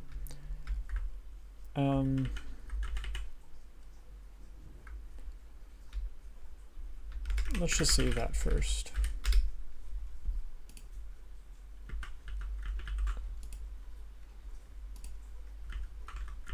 Interesting.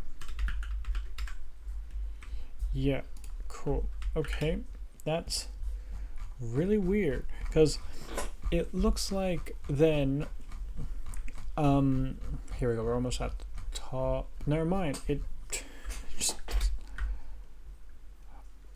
does it stop?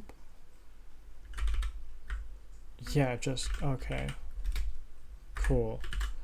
We go into an infinite loop. Because we try to shoot a bullet. Okay, so it looked like what was happening was it works fine here as long as I don't shoot a bullet. Yep, they all update and boom, shoot a bullet and then it dies. So it's something wrong with the bullets. Let me see. So why is this never running? Oh, okay. That means if this is never running, that means we're stuck in here. So something in here is making us loop forever. Oh. Totally because of that. Totally because of that.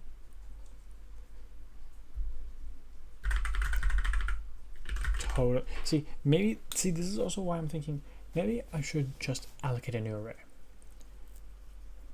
Right? Maybe I should just do that, because then problems like this won't happen.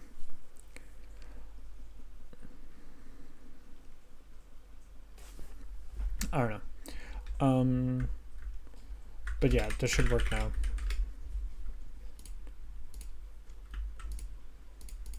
Okay, but they don't die. So new problem. Zombies no die. Interesting. Why zombie no die? Oh, it's probably because this clamp function is being weird. Oh, I see. Yeah, I know why. Let's convert this. Let's convert this expression into that.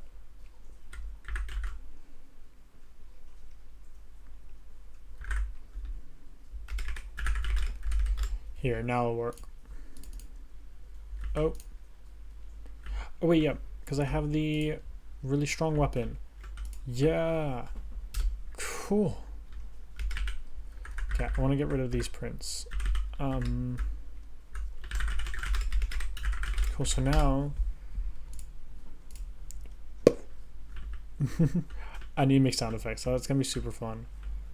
So here, let's clamp them all up. Oop. And yeah, I need to make it shoot faster as well. Okay, I don't like this system though. Like having to remember whenever I'm removing that I need to not increase that index. That's killing me. That is really bad. So maybe we shouldn't do it like this. Maybe we need to just make a temporary. See, but the problem is, if I do that temporary one, right, the amount of allocations that we're doing is going to be crazy.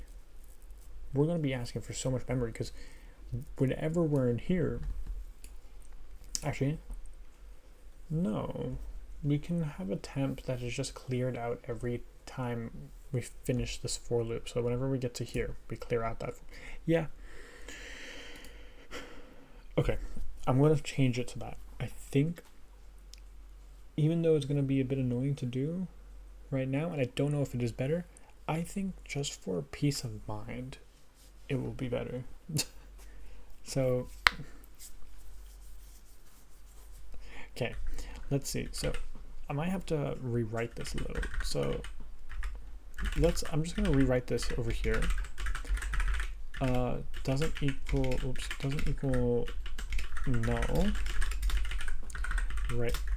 We're going to yank this, put over here. Let's put that there. We're going to iterate over these, and we will put this one back. So we'll have a temporary temp bullets equals. Oh, wait, no. No. Let me think about this, right? I'm going to be allocating memory every cycle. That's stupid. That is so dumb. I should not be doing like that. Right? That is so dumb. All of my allocations so far are in like inits, and that's it. I don't allocate during the game loop, because that's just dumb, right? I'm not mistaken with that.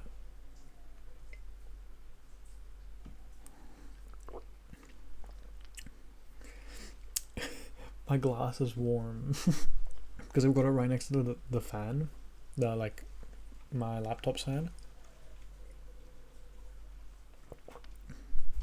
So I have warm water. Yeah, that, I don't know if that's a smart idea. I don't think I'm allocating any memory besides when we first start up the game. Because, oh no, I did the thing. I hate doing that. I don't know how to fix that. I just made the text smaller. Oh, there we go. So yeah, we don't want to do it like that. If I want to do this, what I think I should do then is have that temp zombie and temp bullets be initialized when I first start the game.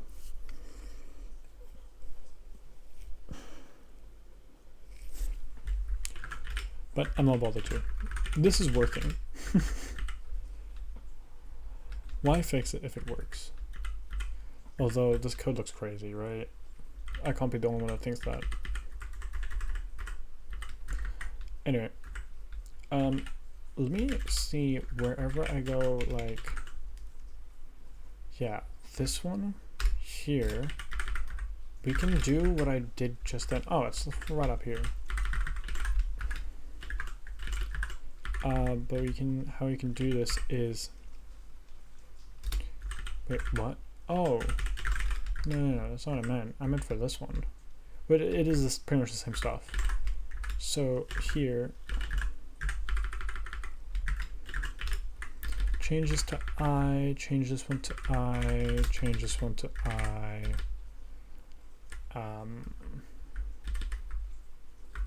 And this one is minus by 5. Which I'm going to factor that out.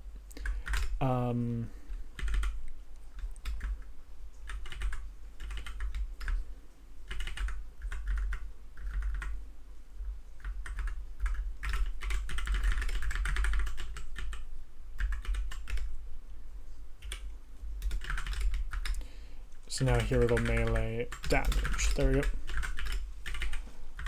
Oh, actually, what I want to is over here. And then here we don't need to do this like that. We can just go like that.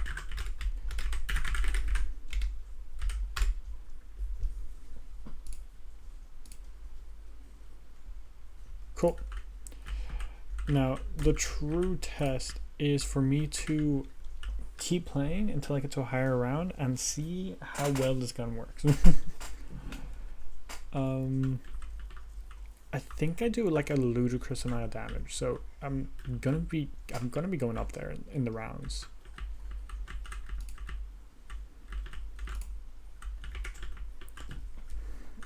One thing also, the point system's still wrong. Like that, I shouldn't be getting that many points. Oh, well, actually, maybe it is correct. Yeah, no, it is correct. I lied. Oh, that's pretty cool. Cool. That is definitely a lot better. Okay, let's hoard them up. Oh, they're definitely faster now as well.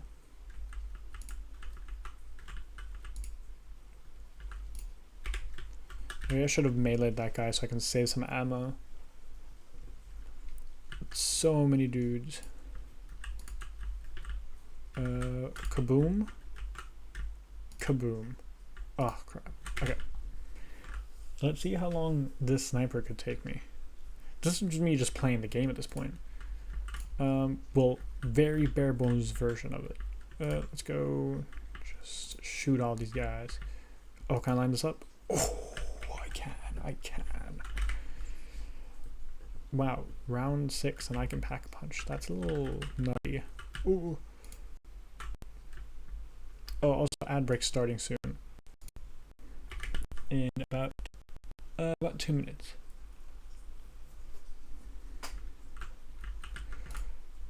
Oh my. Okay, this game gets difficult. No, I just closed the game. No. Oh well.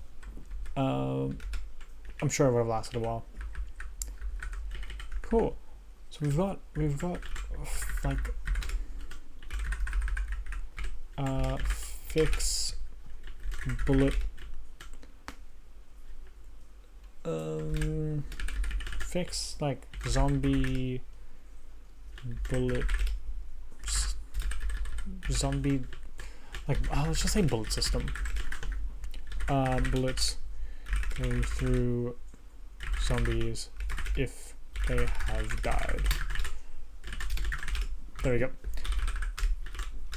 That's pretty cool. I think. Cool. So yeah, we've got. Oh, let me try now with going back to like the regular gun. So in player init, yep. Let's change the gun to be good old Glock. Just make sure everything is still fine here.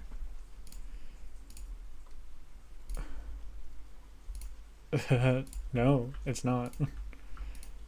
Okay, good thing I checked. I think we had this problem before. Oh, wait. I think I know why. It's probably in player. Player fire. Oh, we're starting an ad in a sec.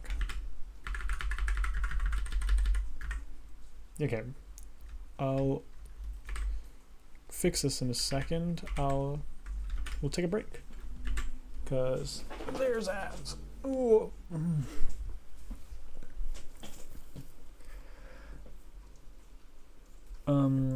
Oh, it hasn't started yet, which I'm very surprised about. Like, it tells me that the ad break is coming, and then it doesn't start it.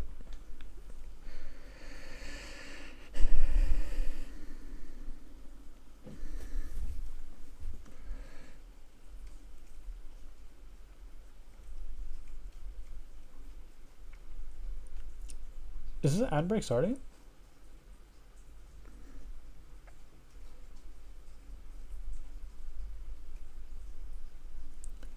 Yo, hey Lukey. It's been a bit. How's it going? I thought ad break was starting right now, but it hasn't started. I'm just gonna continue then. Oh, there we go, ad break. That took way too long. Okay, good. That's good. Oh, I guess. How are you? Wow. Thank you for asking. I'm pretty okay. I go back to school. I go back to uni tomorrow. And I've got a 3:30 p.m. class or something.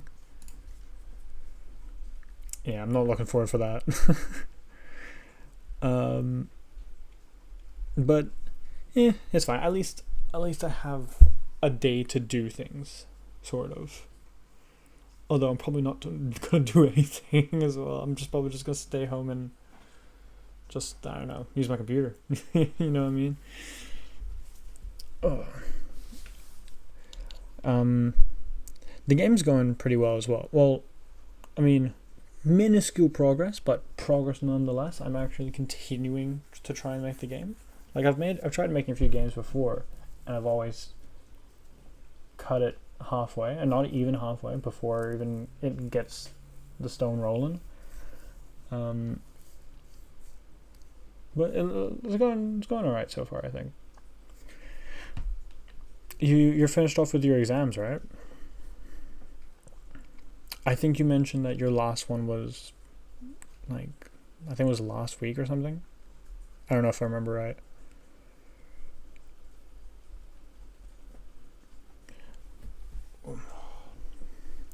Oh, I just got a mobile zombie game ad. Maybe that could have been some good inspiration, but I just skipped through it. I still got 2. Oh, wait, what? Damn, I have so many. Last one's on 9th July. Oh, shit.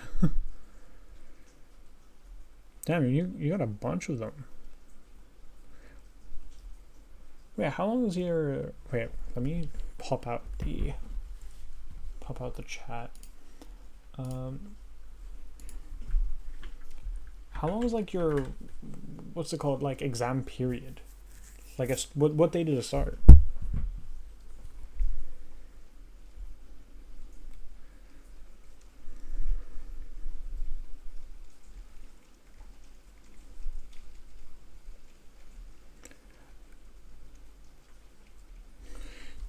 Take a sip of water.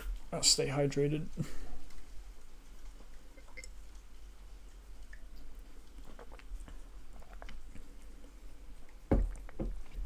Oh, is the ad break over now? I don't know. I think it is. Let's get back to the code. So, what was I doing? Yeah, why is this messed up?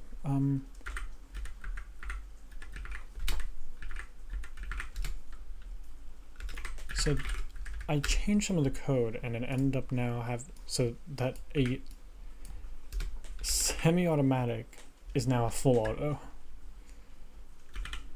Unless I've set this wrong. Where's guns? Yeah, it's semi-automatic. Bit weird. So why is that?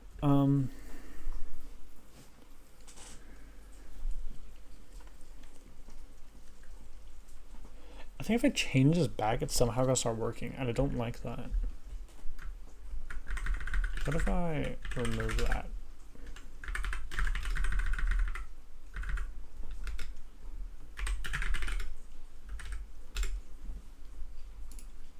No, that's still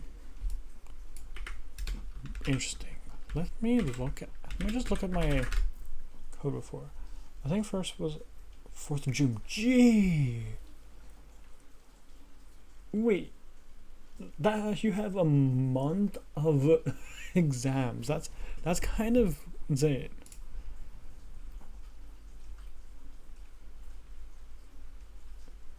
But we have exams throughout the year too. What? Like exams or like quizzes and tests? Because like quizzes and tests I get, but actual exams that are just like kind of constant throughout the year.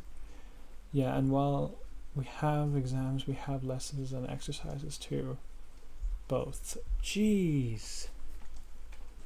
That's a little insane. Why have they done that? That seems so annoying. Where was it? It's a player. How did I do this before? I remember I looked at this code and I was like, ew, I didn't like it. But it was somehow working before. What if I just yoinky shwinky this and see if it works? That's the same. Let's yoinky shwinky this and let's see if something I did fixes this. Let me add this switch case back in. Oh, interesting. Is it because of this immediate return? Does that do anything? I don't know, because we're because there's no breaks.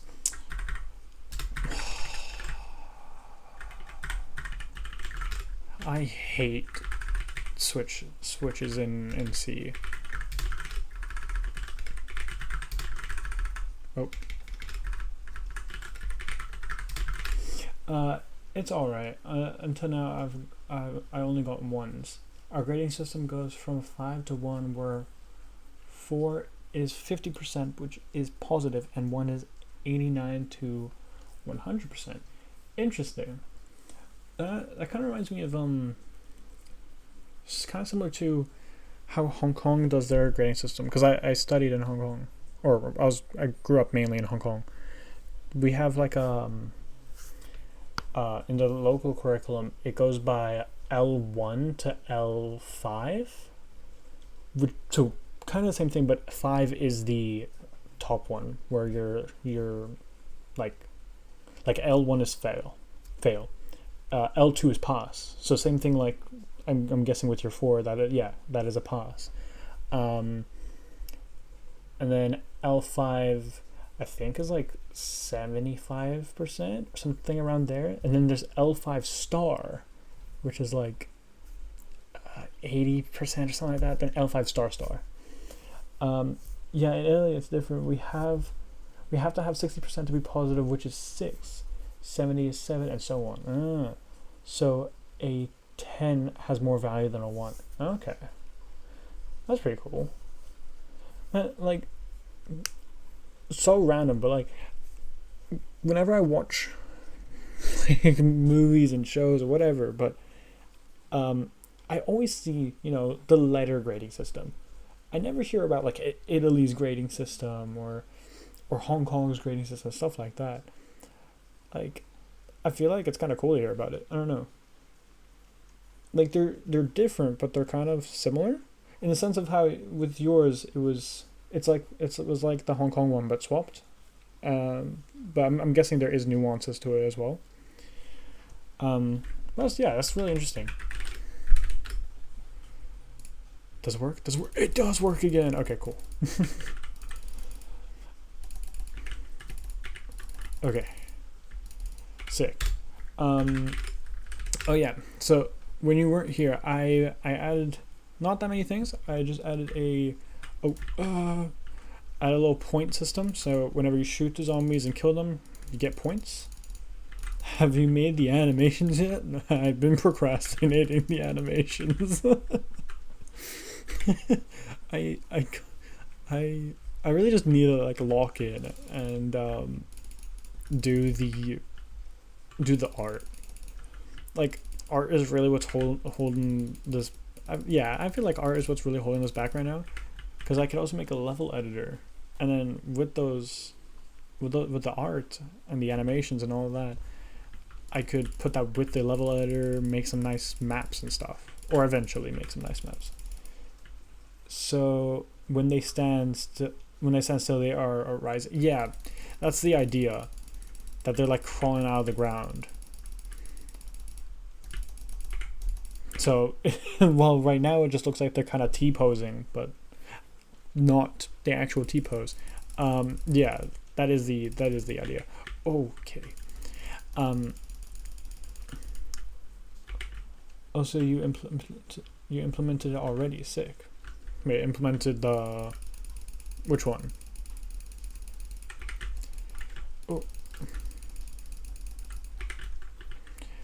Oh, and that reminds me. I've also added a sniper. Hells yeah. Wait, where is it? I need to set the default gun to the rising. Yeah.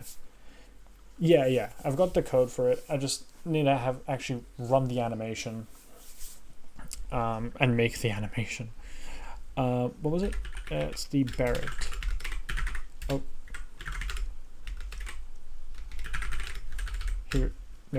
Here we go. So now, of course, you can't really tell that's a sniper, but bam. Oh, I missed that guy. Wait, let's line them up. Come on. Oh. Maybe this way. Bam. Okay, come on. But yeah, the sniper like is stronger. It can shoot through them. So if I can line up a bunch of these guys, it'll go through pretty much all of them, I think. Let's go like here. Oh, yo, amazing. Yes, sir. When they stand still, is that state?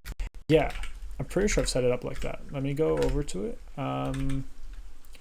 Zombie spawn. Yes, so here when we set the state of it, we have a zombie state spawn and then a zombie state chase. So yeah, when they're spawning, we have an actual state machine for it. Where is it? Yeah, and then it's handled over here. So when I want to run the actual animation, I'll just do it in here. Yes, sir. Got some. It's not like a good state machine, but I mean, hey, it kind of is in a state machine, so it works. It will. It will work. That's handy. So you can assign the animation to the state. Yeah, could do that. Wait, let me see.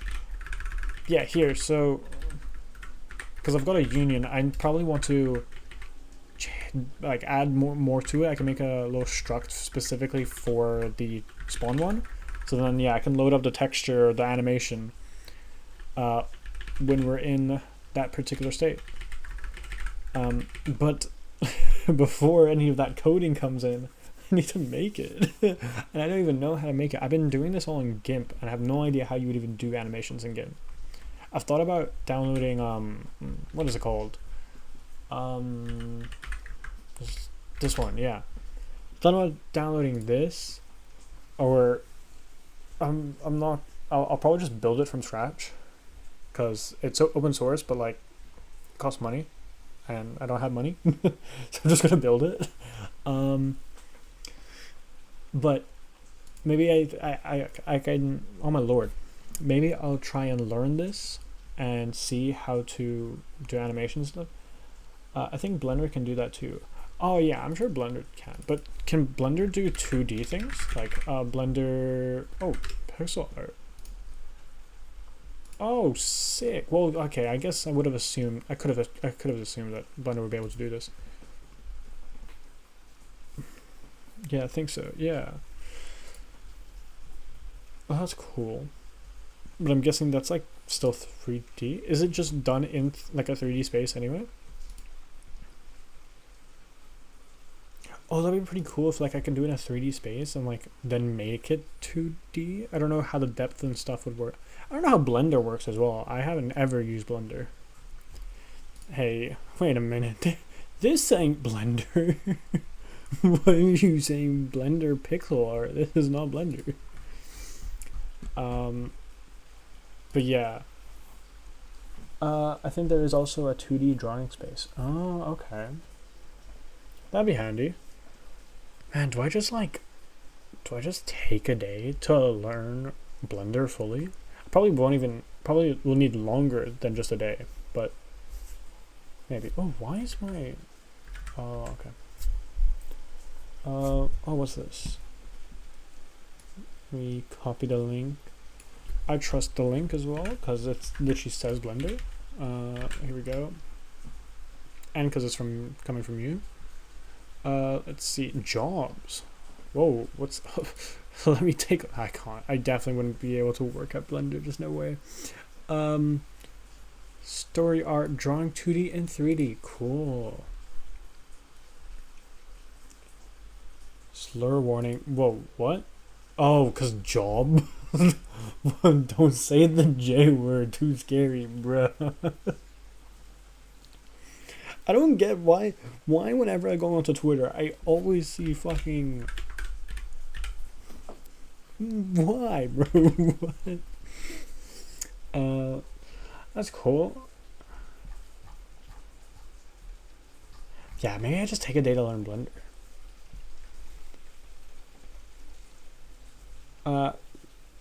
That's where you fucked up going to Twitter.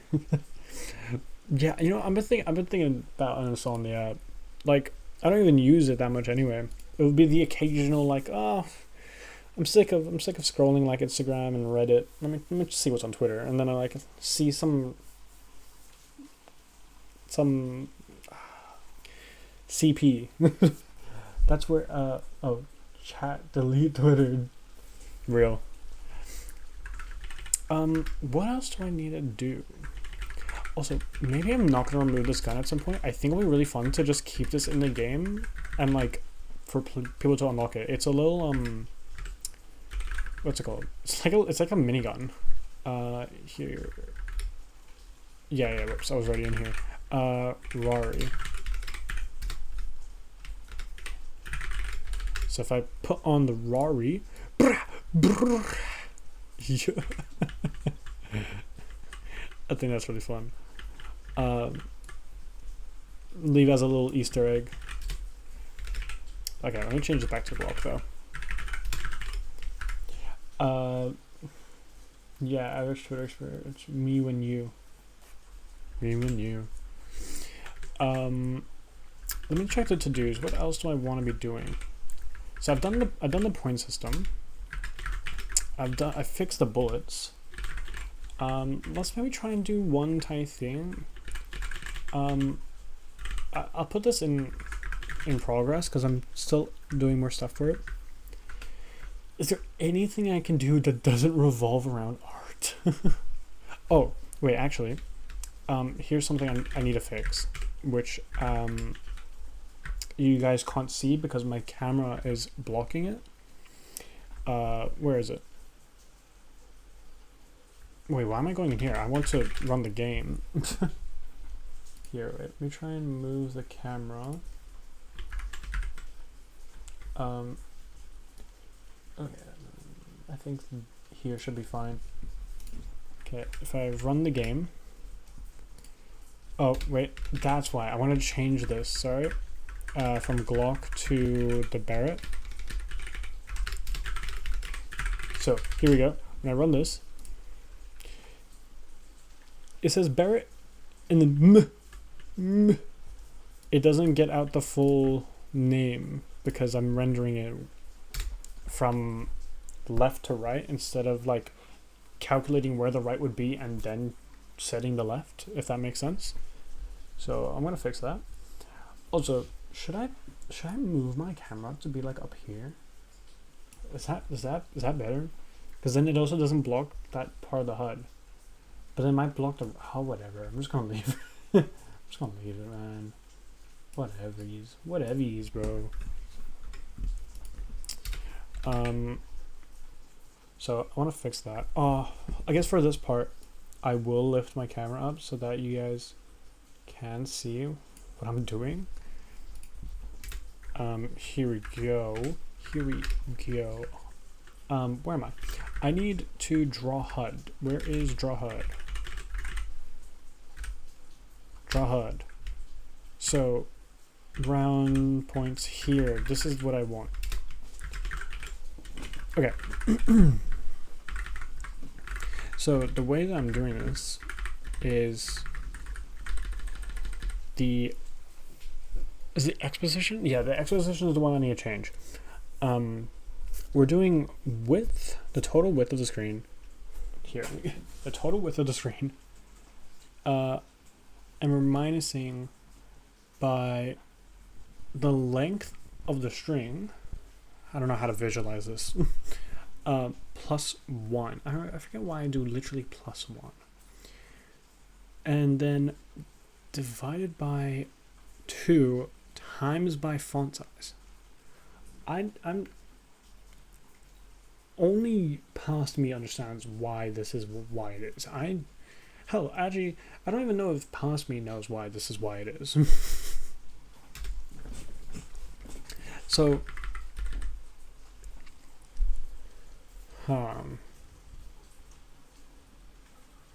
what I could do is we could say that we have a constant gap between the right and the side of the screen where it's like 20 pixels.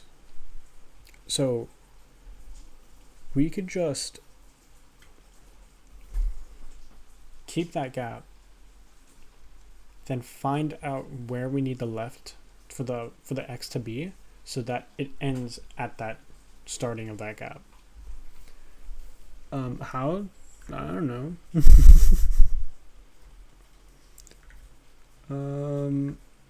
How have I done the rounds? Have I done this? Yeah, I didn't do that very nicely. Okay. Do you know Rust? I do. Before... Okay, let's go to my GitHub. Before doing a bunch of like C and Odin stuff, I was a big Rust kind of guy. Oh, well, I don't have that many projects in it. Wait, no, that's because it's sorting by here. I have more than this. Like, wait, here, tree view. It says Svelte, but it's also in Rust. Oh yeah, this was for a assignment in my high school.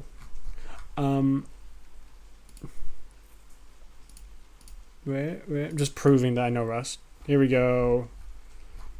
Yeah. What do you ask? I had to prove I know my languages.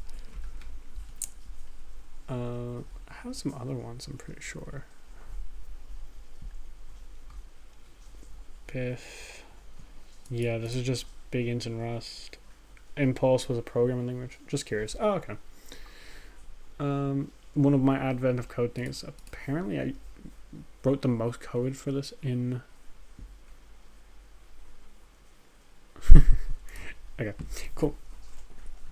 Do you like Rust?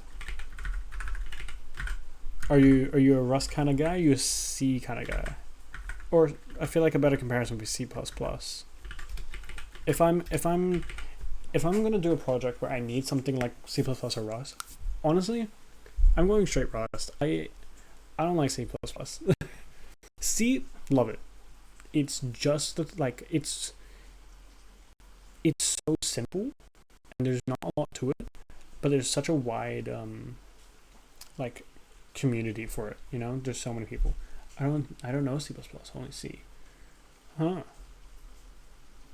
Fair enough.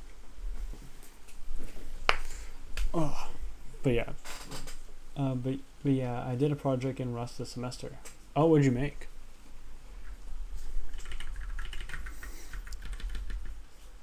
How should I fix this? Wait, let me look at it again. I want this to maybe line up with. Yeah. Oh, I'm still blocking it, right?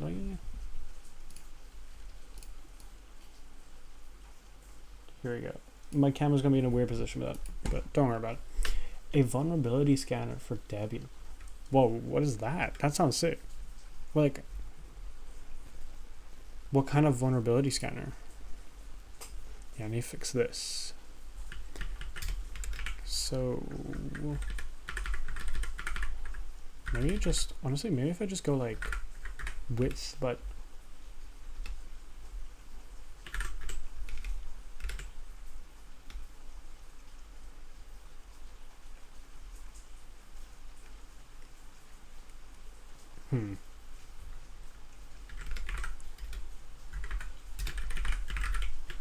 I don't know. This seems like a bad idea. Like this is just so situational for that code to work.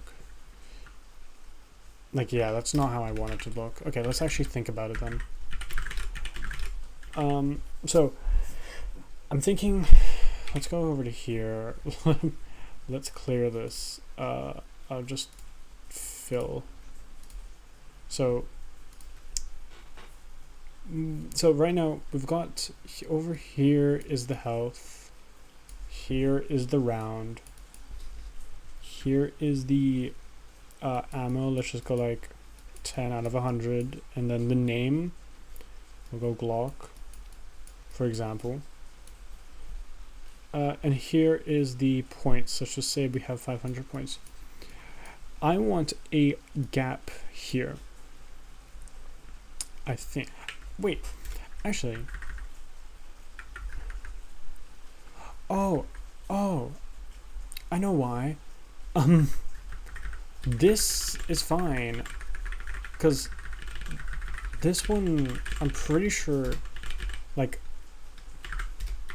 okay, wait. I'm not gonna say anything. Let's just do this first. If I just do this, never mind. Wait, what? Never mind. I was so wrong. I'm so sorry. I didn't even explain what I was doing. Interesting. Whoa, that's a lot. I didn't expect it. Okay.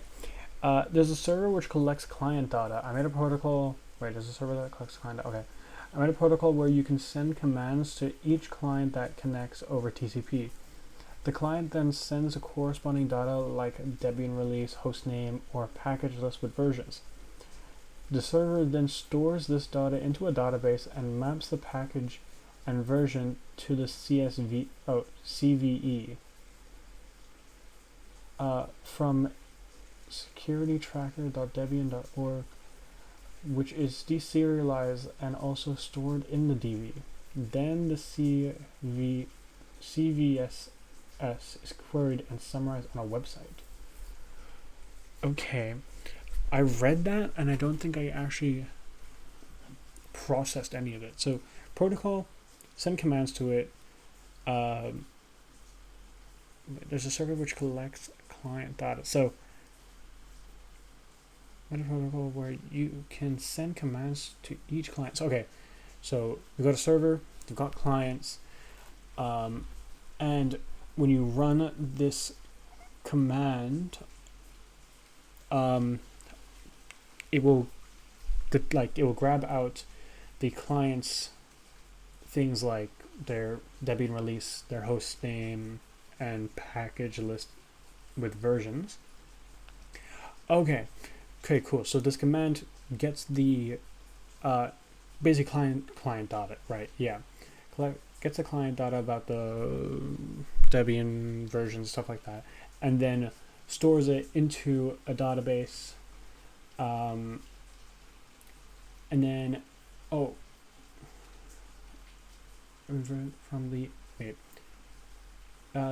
the server then stores this data into a database and maps the package and versions to I don't know what that is, from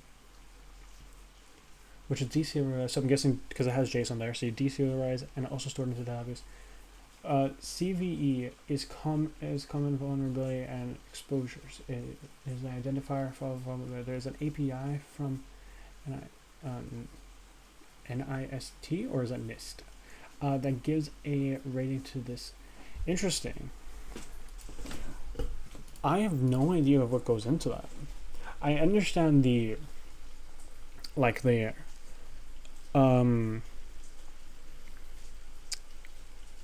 after the point of getting the data and then saving all that to the database and deserialize, and I get the majority of that stuff. I can imagine how to do that, but I don't know how the part of making a protocol where you can send commands to each client that then gets the client's information. That's foreign to me. I can't even think about what that would look like. If that makes sense. I'm sure I'm sure you get what I mean. Like when you hear about something and then you can kind of visualize or can think about the structure of how the code would look like or how you would go about solving this. But that part, the protocol and sending the commands, get the data, the sensitive information kind of thing, I have no idea how that works. That's pretty cool though. And you have to do that for an assignment?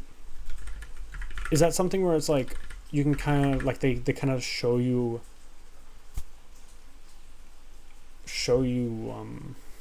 an example of, and then you take it a step further? Or is this more of hey, you have an assignment where to do a thing, you get to choose what you do, but it just gotta follow this kind of criteria?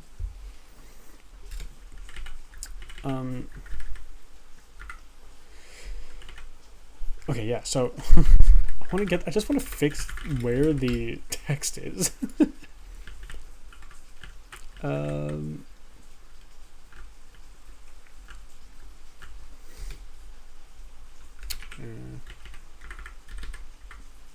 Also, another thing I could just do. No, but I want the name so you.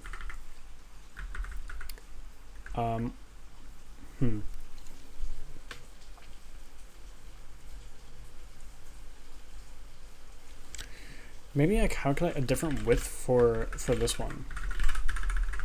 Here, I can just go like this, and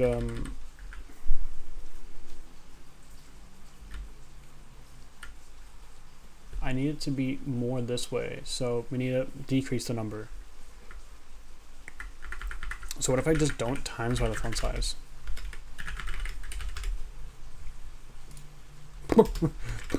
Okay. Why does times by the font size do that? Oh, because it makes this a bigger number to decrease by. Okay.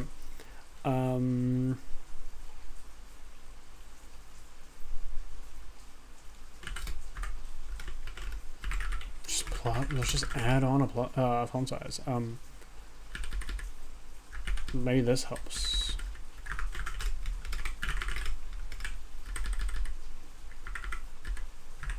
Or maybe even remove that and just do font size. I don't know if you guys can hear, but it's like raining hard outside. I hope it's not picking up in the thing. That is way too far. Okay, maybe instead.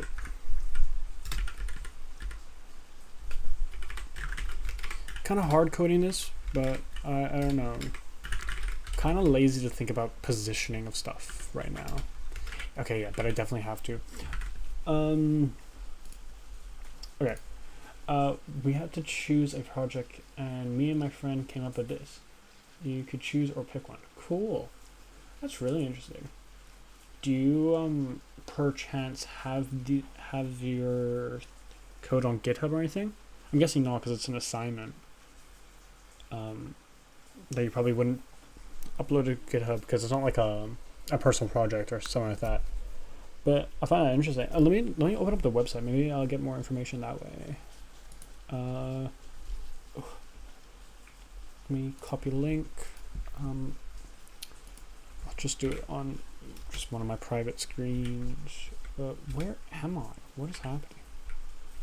Oh, okay, yeah, I see what's happening.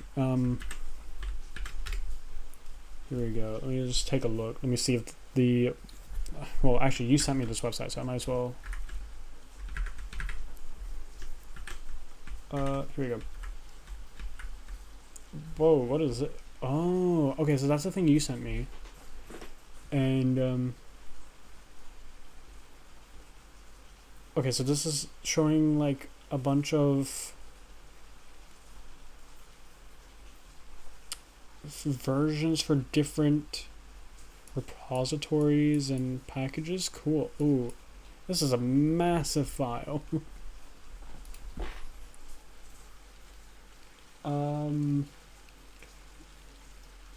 We have it on GitLab, but I think it's private hosted. I can send it to you if you'd like. But the code is a mess. Yeah, it's millions of entries. Yeah, that was really slowing down my Firefox. Yeah, it would be cool to just check it out. I'm just curious how like what it would look like. But if it's a hassle, don't worry about it. I can always just like search up that kind of stuff and see what I can find. Okay. Let me see. I just want to fix text. It's always stuff like this where I want to fix where I position text and I can't figure it out. There we go. So how can I send it to you? Oh, good question. Good question.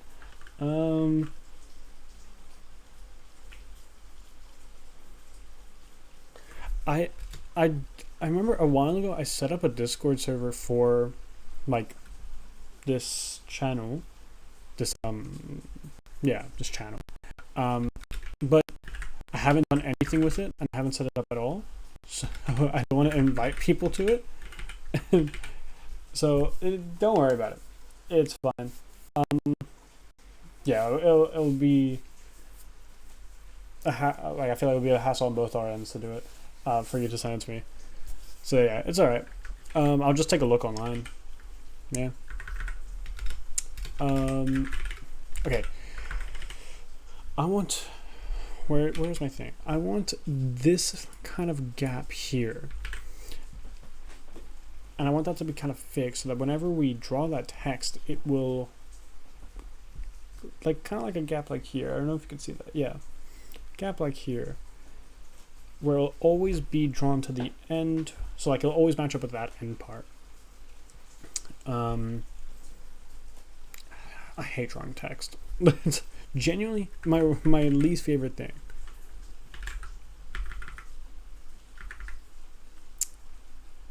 Okay, let's see. So I can get the I'm getting the length of it, right? And is there a way that I can set a specific position? I mean, let's just say we have like quote unquote specific position. I'm just naming that like this for now. And it'll be like width minus by, let's say, like 10, right? I want it to match up here, so that the last letter ends up at this position. Okay. How do I do that? Well, what if I do specific position here? Does that work? And what if I just change this back to this? Huh? Did I crack it? I did not. I indeed did not.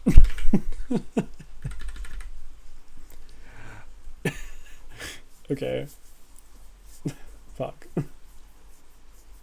Okay. Well, what about if I increase it, it's not going to change anything, hey? Because I'm still just drawing it more that way. It's not like I'm calculating like an offset. So maybe how do I calculate this offset? How do I...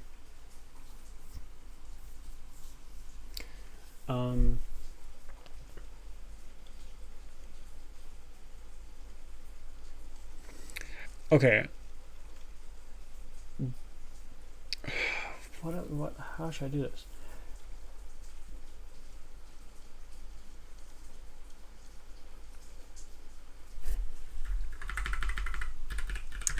So here I have the length of it, and I'm dividing by 2. Dividing by 2, and then timesing by font size. Yeah, okay. Why doesn't that work? Is that not? So if I want it to be on the right, and I'm trying to calculate like an offset from that specific position to where that first letter is going to start, wouldn't it just be kind of like this? Like we have our specific position, and then we're getting the total length of this string would be, because we have the length of the string, and we have the font size that it's going to be. Maybe remove the divided by 2? I feel like this is wrong though.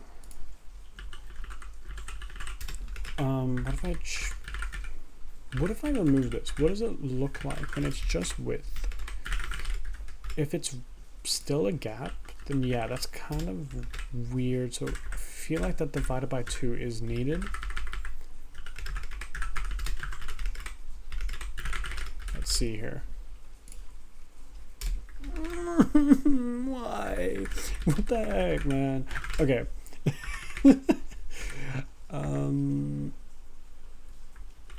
What else can I do?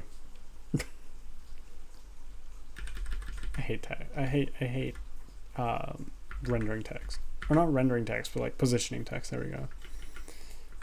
Okay, what if I wait? What does this look like compared to before? Yeah. Okay, what if I just do it like this? I don't understand how like the exact positioning of things, but what if I left it like that? Or what happens if I don't times it by this? Yeah, that makes sense.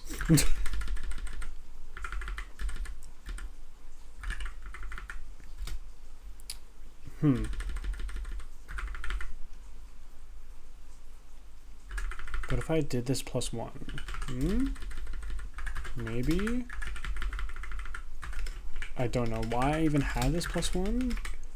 Only past me knows why. Actually, no. I bet I didn't. Yeah.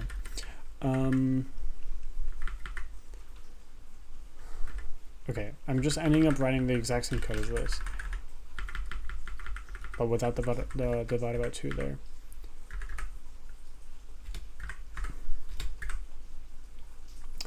Okay. How do I do this? Let me actually think about it like properly instead of just filling with code. So I want it there. Need the offset, right? I have the position. that I want the last character to be. Okay. Now, with that position, right, I'm assuming I just minus by the total length of that string. Because I have that position, which will be, let's say that this specific position is going to be like 720, let's say 710, right? And let's say call it SP. I don't know if that's a weird abbreviation, like if it means something else, but I'm just gonna whatever. Let's say X then, like the first. Let's say that let's say that the text, the name, or here let's go gun.name is M90, right? And then here we have the length of it, which is 10. Okay, so length 10. Okay. And we have the font size.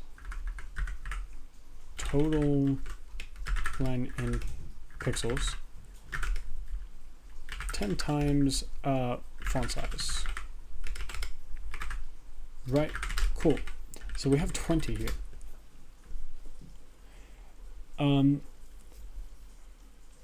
Did you know that question mark equal is equal to hashtag when using... Oh, I didn't know that one in specific, but I have seen cursed things of C trigraphs. Here we go. I have seen some pretty cursed code like this. This is the classic. I might be blocking it now. Here we go. Or is it this? I think it is this. Yeah, that is cursed. I mean, I understand why. Oh, there you go. Yeah, you can see the question mark. This is a mess. It really is. It pretty sure. Let's see. It's a. Okay, it makes an array of 10. Where it's 1, 2, 3, 4. Yeah, okay, and then iterates over it, and if. Whoa! What is that? What does this one mean? Wait, what is this?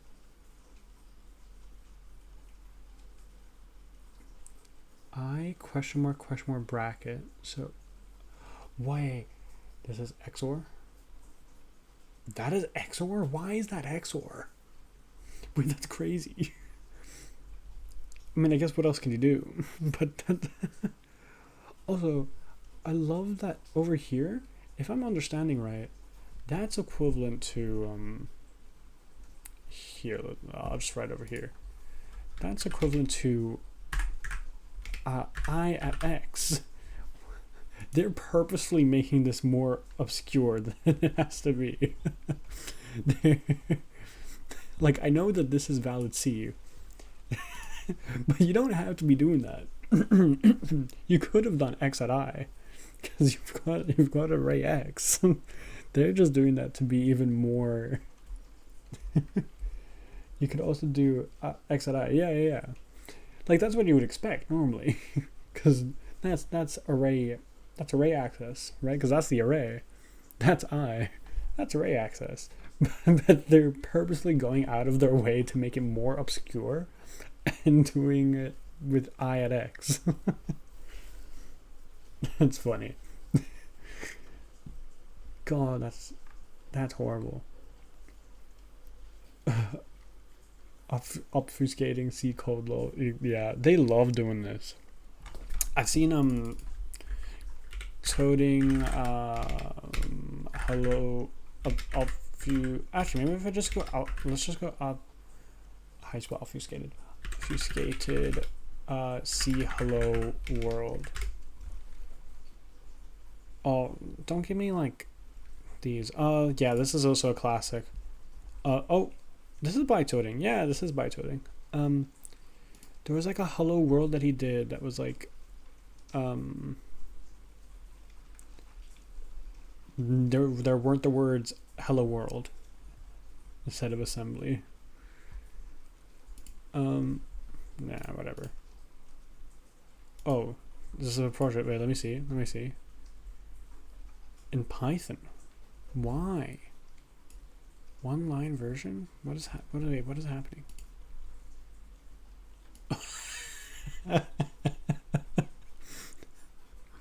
wait, why have they got base 64 text in here?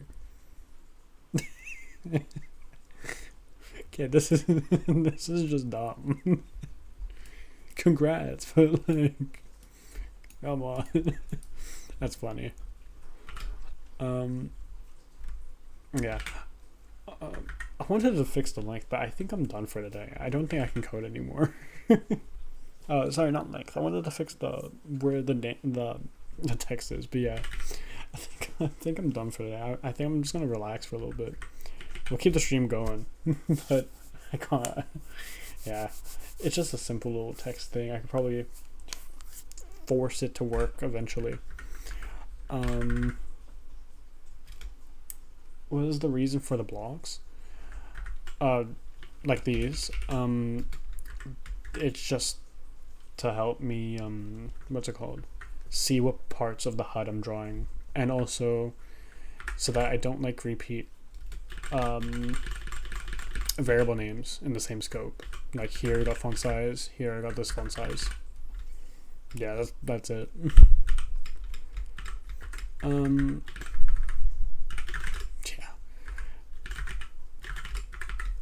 Oh wait. Oh my god, wait. Oh yeah. Okay. I thought for a second I wasn't changing this, but I was changing this, so it's fine, yeah.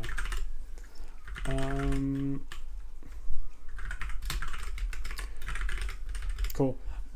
Whatever. I'll fix that sometime. It is bothering me though. I know you guys can't see it right now. You can see it's the ba. You can just see ba. But yeah, it does annoy me that it's off screen, the gun name.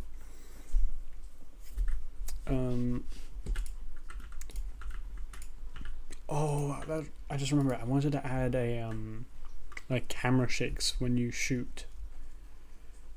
I don't know how to do that. I feel like maybe like some sort of like trig function applied to the camera target or something. Kind of like how with like when you're making a 3D game, you can do head like bobbing when you're running with using the sine graph. So maybe I can do kind of some of it, but actually, it's not like it would be very fluid. A camera shake needs to be kind of, what's the word I'm looking for? Like chaotic.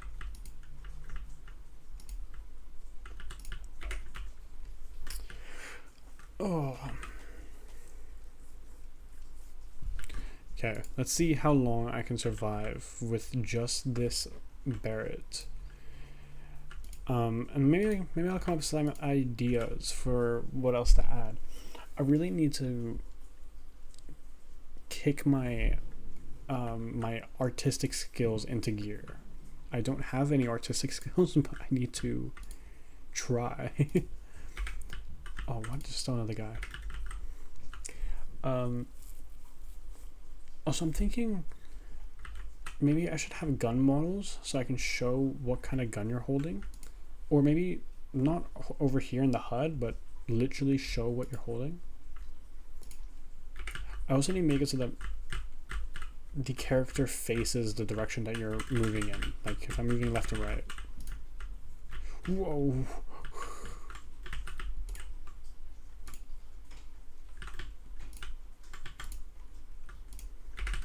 Okay, I think they speed up way too quick.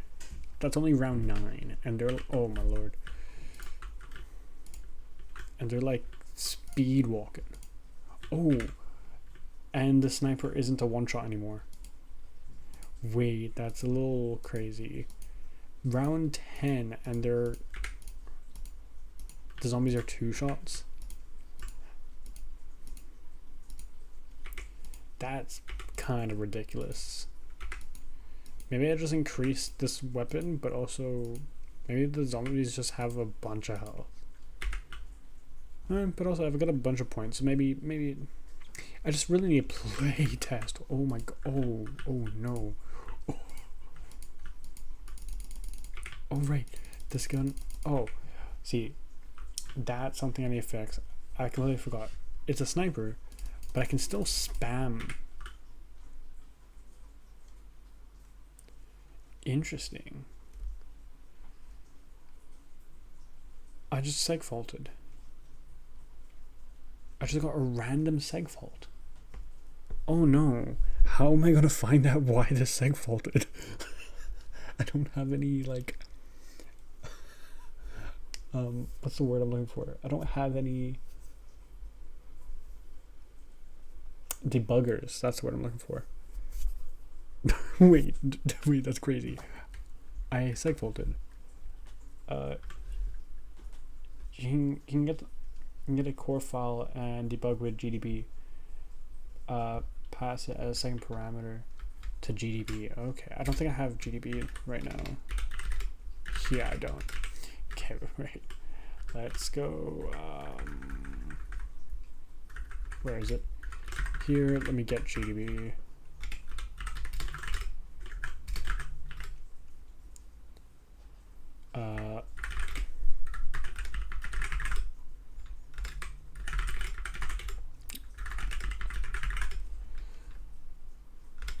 Wait, okay, the GDB game core file. Where do I get the core? Oh. Okay, it's gonna take a while.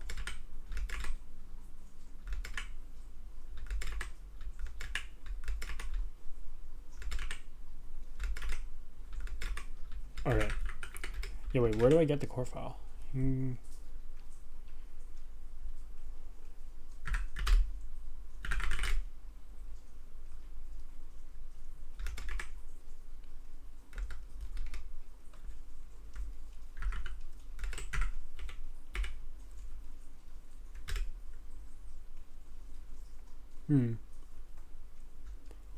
Stack Overflow. Let me search. Oh, whoops.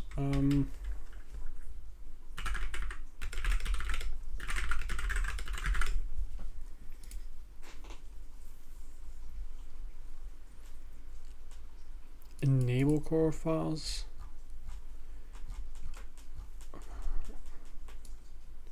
Depends on. Oh, I'm on NixOS. I'm never gonna get this. Let me see. I don't think NixOS will let me. Yeah, okay. Or will have the same thing. Maybe it will. Cool. Okay. Oh, okay. And this tells me where it is. You can set it to the current path too. Cool. Wait. So let me see. System core dump.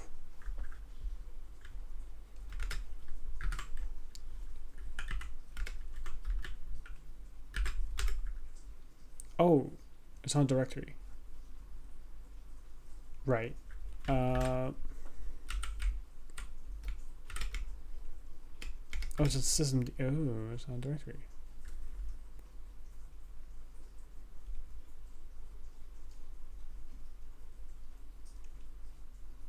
Okay.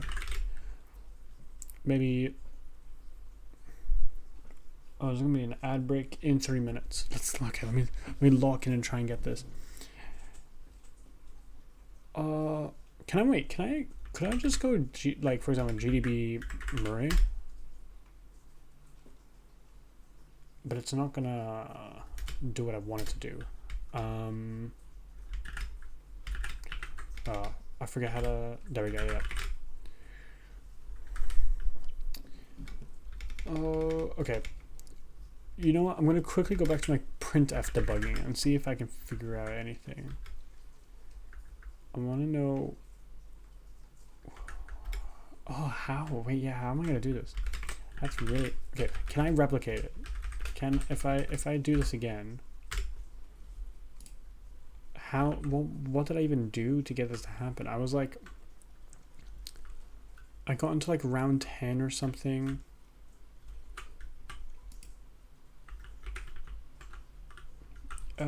Issue were yeah.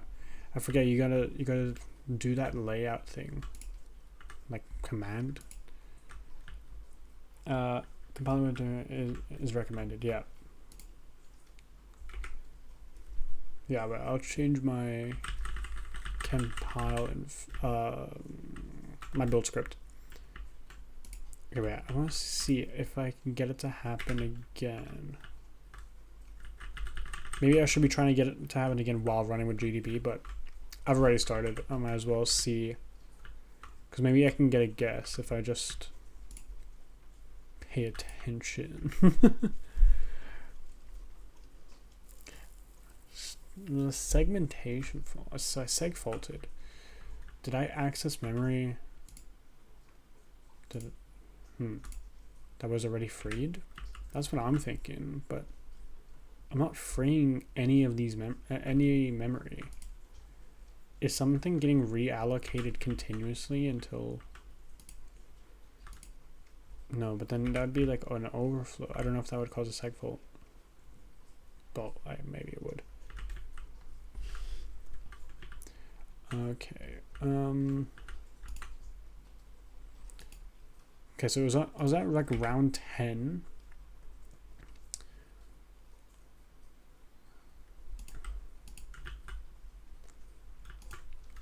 If it's at round 10 again, then that's really access null pointer. The only null pointer I have is oh, actually maybe I'll double check, because with my dynamic arrays, I don't know I forget how I handled them. Oh, we're going into an ad break. Okay, let me keep going first and see if I can get it to crash again. Okay. Wait, was it round 10? Oh, there we go. There we go. Okay. Round 10. Why did it happen again on round 10? And it happened right as soon as a bullet was about to hit a zombie. That's interesting.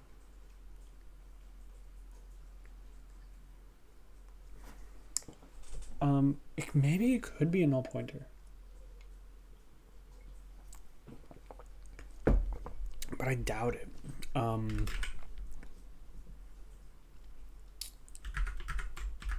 me see here.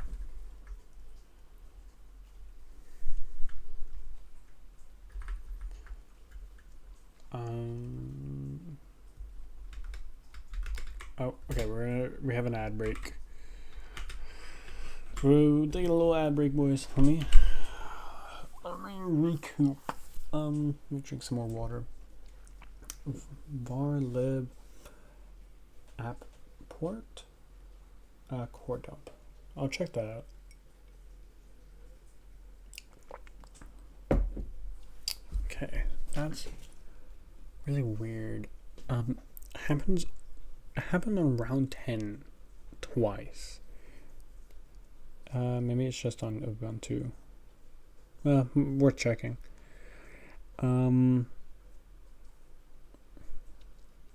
What else? What else was I gonna say?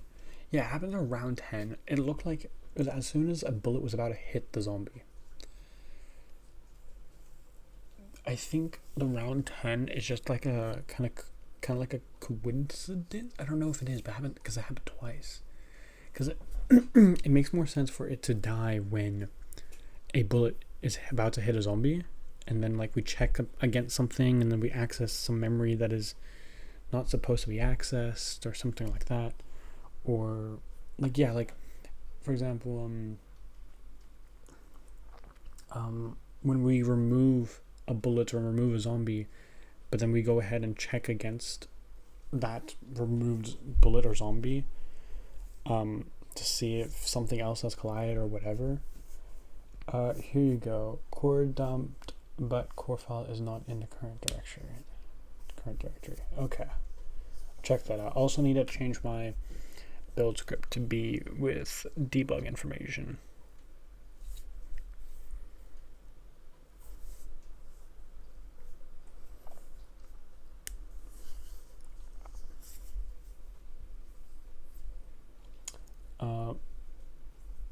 I think I'm only, because I'm measuring for 3 hours, I think I'll only look into it for about maybe like 10-15 minutes, and then I'm gonna hit the hay. And then maybe, honestly, maybe tomorrow I'll do an earlier stream, maybe, or it's either that or next what was it, Sunday? Yeah, next Sunday I try and fix it. Have you seen Coding debugging the debugger? I don't think so. Wait, what?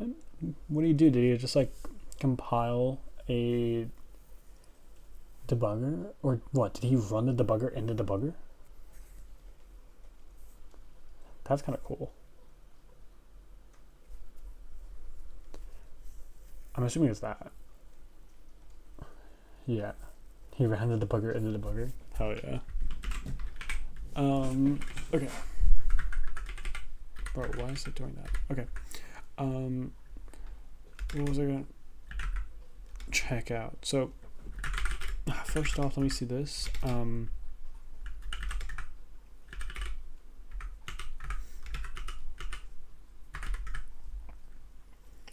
Slash core dump? Nope. Let me see what's over here. Why is SDDM there? I don't even use it. SDDM. NixOS, machine, Bluetooth, LightMD. Yeah, that's the one I use. Wait, is it? No, I use like LY. Might be system D. Core dump.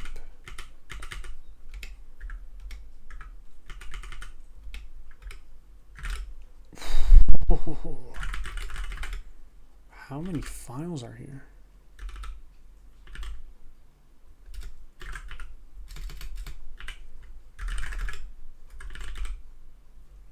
Okay, it's just a bunch. Okay, I'm guessing it's, wait, Discord. Odin. Current. Oh, okay. Here are my core dumps. Main. Murray. I'm guessing it's the most recent. I don't know which one's the most recent. If it's this one or if it's this one. How do you even tell?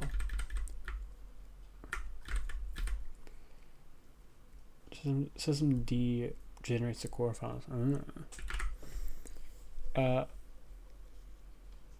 Shows you the last to generate one would be yeah. Okay, let's do that. So what am I doing? Let me split. Actually, I don't want to like this. I want to go like that. Okay. Let's cd here. Oh wait. Let's go next develop, and let me fix the build script to also do it with debug info. I think I can just put it here. GB. Yeah, you know what? I'll also do it here. Might as well.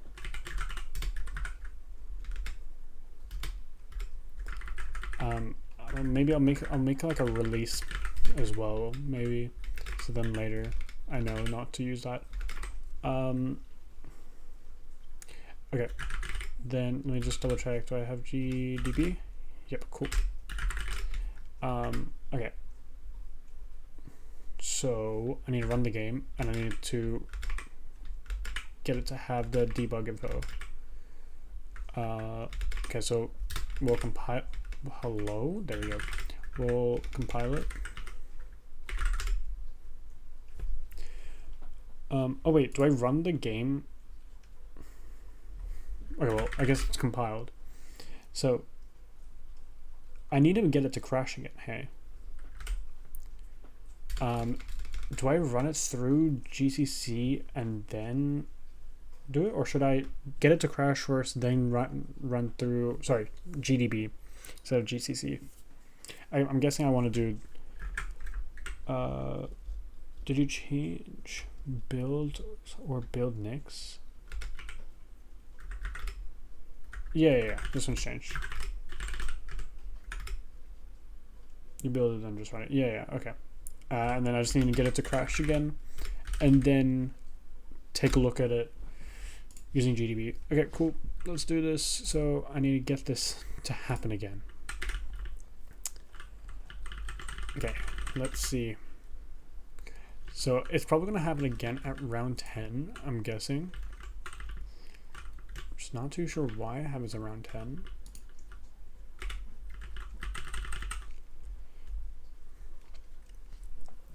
Okay.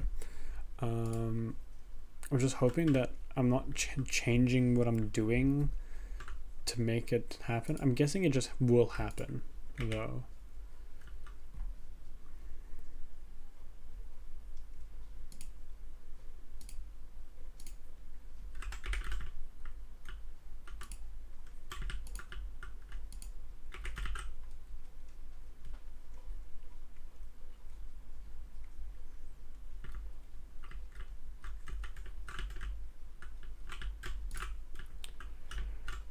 Okay, let's see. Only like 5 more rounds. Okay, let's go. Come on. Watch me die. It'd be really funny if I just made it really difficult and ended up dying and not getting to the point where it crashes. No, I'll be okay. It's really not a difficult game so just yet.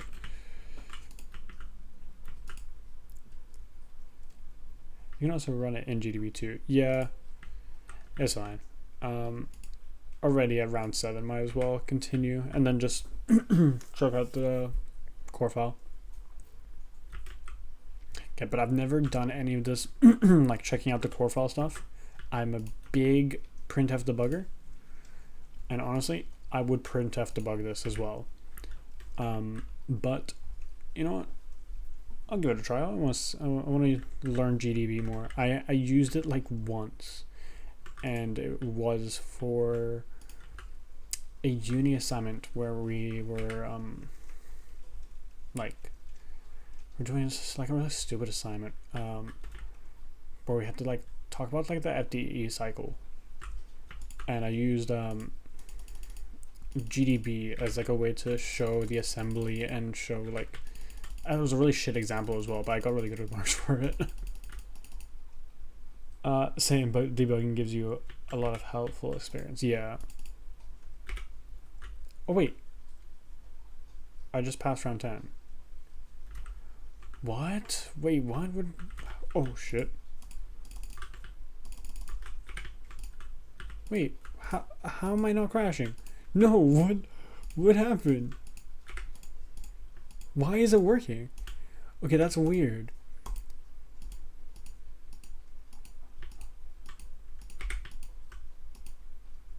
Is it like if I hit 2 zombies at the exact same time or something? What is...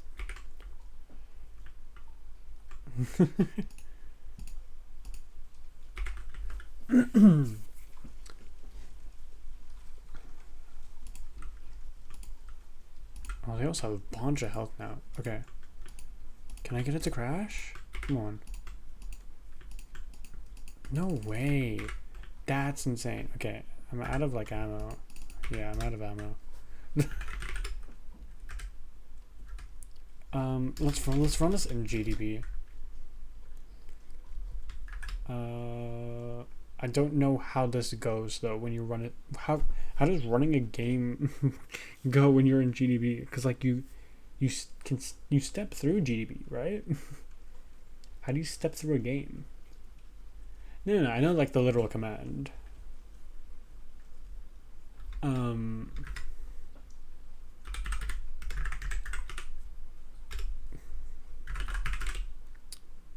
what is it? Layout what?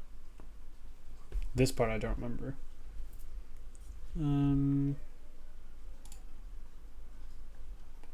It will show you info when it crashes. Oh, okay. Wait, okay, that's good then.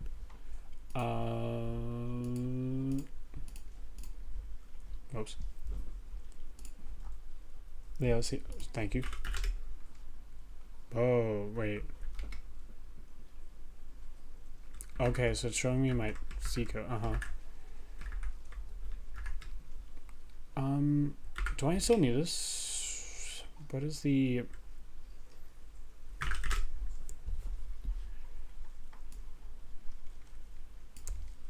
Cool, I'm just gonna copy that. Just do run or R for short. Okay, run.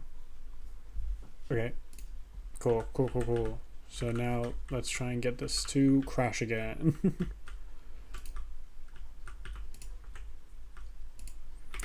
Do people like GDB? Like, I always hear people use GDB, but I also just don't know a lot about debuggers.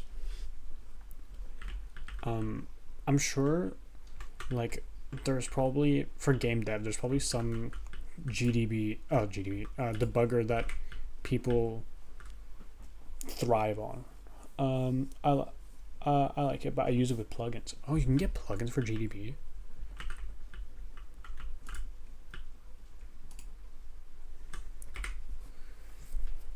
Oh.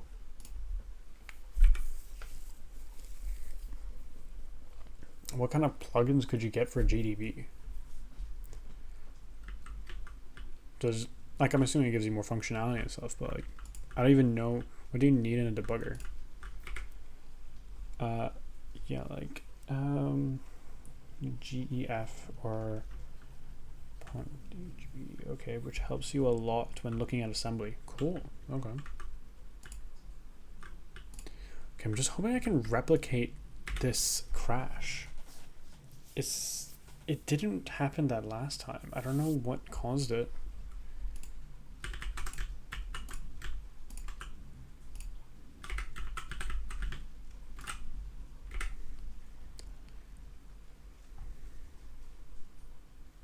I feel like it has to be like a null pointer or something, or like I'm just accessing memory that I shouldn't be accessing. What I guess that is similar to just being a null pointer. Well, no, that's more like an out of bounds. Okay.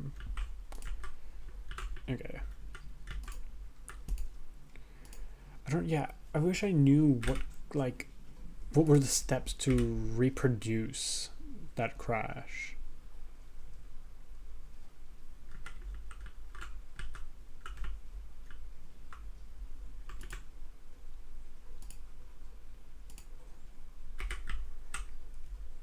Okay, come on. Give me that crash. I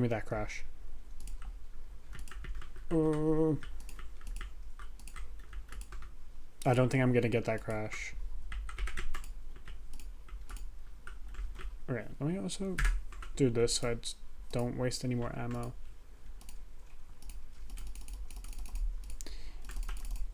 Hopefully it'll just eventually happen.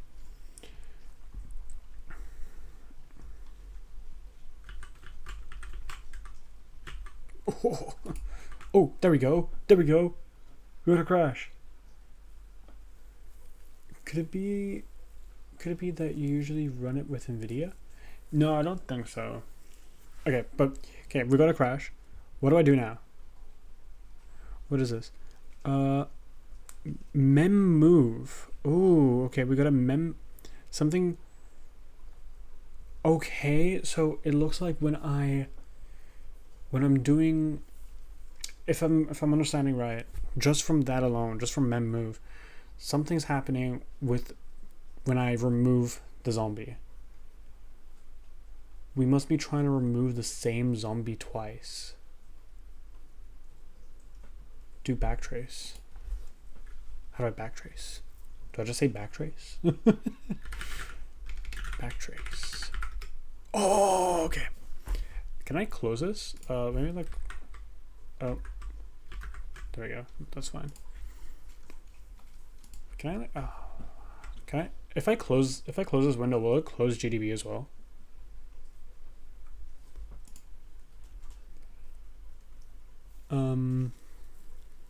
So main, game update, mem move. Yep, so die and remove bullet. Okay, so is it when we're removing the bullet? Why are we removing the bullet? Interesting. I don't think closing it is a good idea. Yeah, I'm not gonna risk it. Cool. Oh yes. Okay. So it is when I'm removing something from the dynamic array. Okay. This is very helpful. I would have just printf debugged this until I eventually got to it, but that is so much more handy actually. But why? Can I see like the values? Can I see the layout of the memory?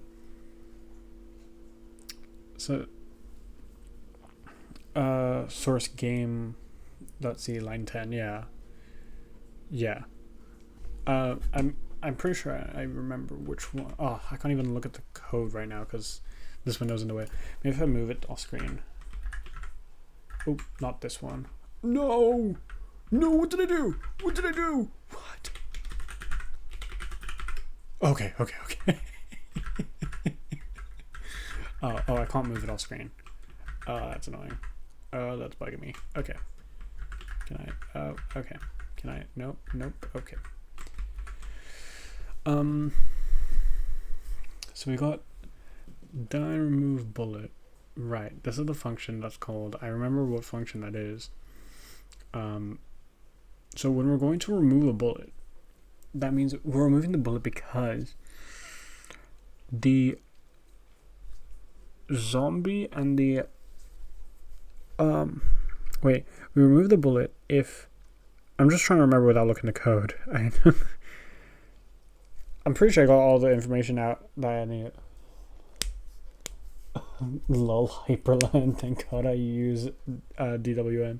Wait, where did you see the hyperland? Oh, right. Just cause this. I was going to use Oh, was it DWM? I was going to use i3. That was the one I was going to use when I first set up this this, I guess, PC. I installed with i3 and it seemed all fine and dandy until I realized I couldn't get this monitor that I'm looking at to show any output. And I tried like a few things and I just couldn't do it. So I went over to Hyperland and it worked straight away. I didn't have to do anything. And it immediately, like, this screen was just working. So I was like, okay, Hyperland it is. i3 is a fork, also good. Oh, I didn't know i3 is a fork of DWM.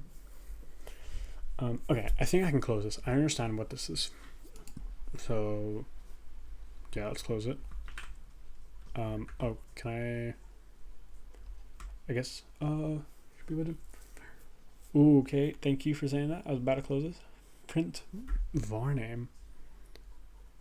Can I, like, scroll through here? Oh, this is only the main function. Can I check out the other functions?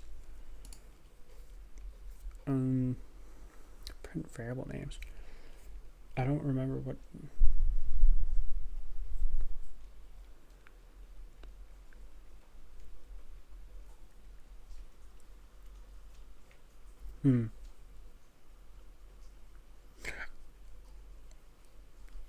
Yeah, I kind of want to know what those values are. Let me see. Can I just go like GDB change file layout.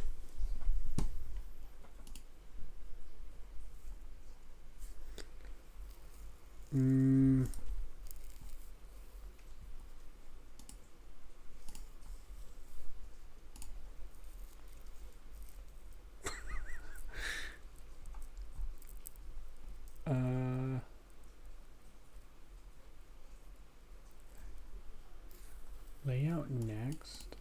I don't know. No, I don't think that's what I want. Is there like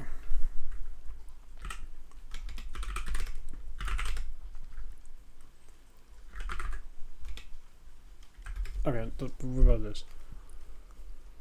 Let's just see this. P counter. Yeah, okay.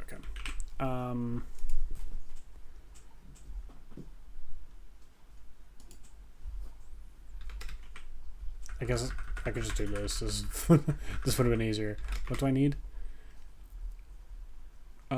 Is in game at 10. At 10? Oh, it's defined there, that function, but game line 10. Yeah. Which is a bit funny because this is a macro. I now understand why people don't like macros, but so I'm guessing it's for dyn remove. Okay, so dyn. So it's happening. I know it's happening because of this. This line right here is the one that's messing up. But I'm guessing it's because of the values that I passed into it. Previous function then. Yeah, I think you're right. Yeah, so 148. Yeah, cool. So I want to know what the values are. I can't see fucking hyperlink. Oh my lord. Can I really not close this window or something? Hyperlink. Can I quit it? No? Okay. Let me see. Is there any way? Here. What if I do this? Move it to another. That's what I'm doing. Here we go. It's self bullets and I. Okay. Okay, self bullets and I. Cool. Let's move that there. And let's go print. Do I just do this?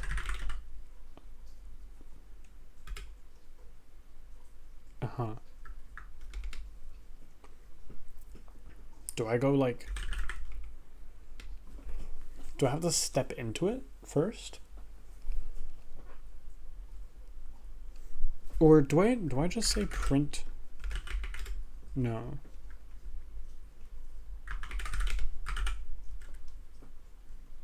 Five, 9, 6, 3, 3, 0. 1? Oh no. 5, 8, 5, 8, 0, 9, 6. And also as your function is below on the stack. You have to dereference it.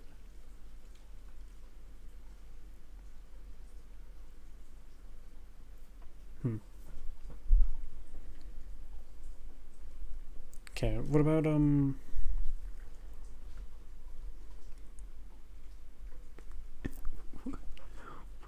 I can't even see the fucking thing because of the... Okay, whatever. Okay, I know it's because of mem move. Oh. Okay, let me try that. Print dereference get you. I didn't know you could just do that. Okay, 5, 9, 6, 3, 3, 0. Interesting. Okay. If I remember right, that is a self dot bullets.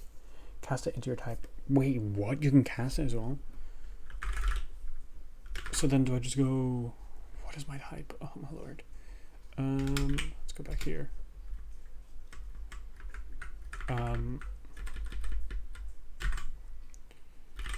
Yeah, this is an array of bullets and... Okay. Interesting. So I can probably just go bullet and then dereference and go 5, 9. I didn't know GDB can do it like this. Okay, here we go.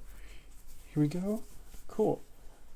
So we've got a shape that is -5380 y negative. Okay, that looks all good. Width and height are 10. I'm sure that's fine. Okay, those all look fine. So maybe it's the index that's the thing that was wrong, but I don't remember what the index was. The bullet's correct. That bullet information seems right to me. I think it'd be the index that's wrong then. How do I print out the index? I don't remember. Wait, is there a way for me to get back that? Can I scroll? No. I can scroll here, but I can't scroll here? That's crazy. Is there a way for me to get back that, can I like move this?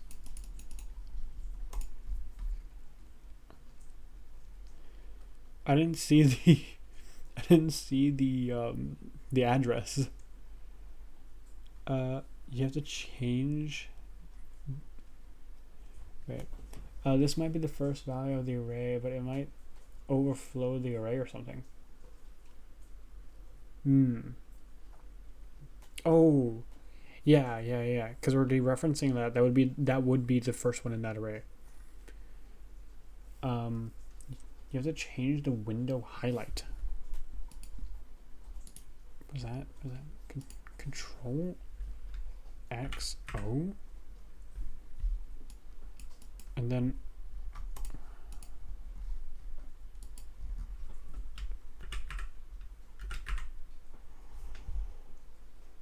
or focus CMD, like type focus CMD.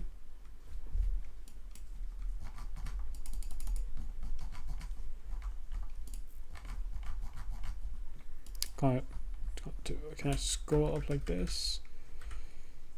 Oh, I guess I could just do backtrace. Never mind, that's fine. I can do it like this. Okay, can I print out? Can I print index?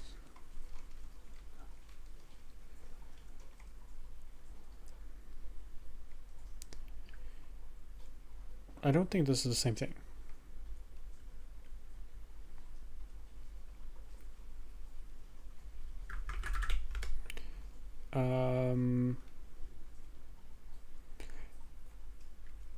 Oh, okay, it's equal to 2. Huh, it worked when I did, if I remember correctly. Yeah. Maybe just ghosty or something. Like my terminal. Okay, so I'm pretty sure that's just showing me straight up its value, and its value is 2. So could I do like print and then do the same and add len? Wait, you mean print index at len? Or do you mean print this thing at len?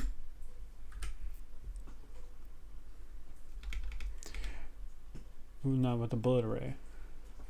What I was thinking was doing this. Cannot subscript of type int. Okay. Oh, well, because I'm... What if I do it like this? And don't dereference and do it like that and print that. Can't. Okay. Of type int. I guess that makes sense. Oh,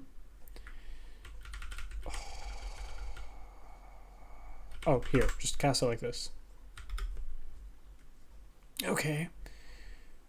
Okay, what if I wrap this into a void pointer?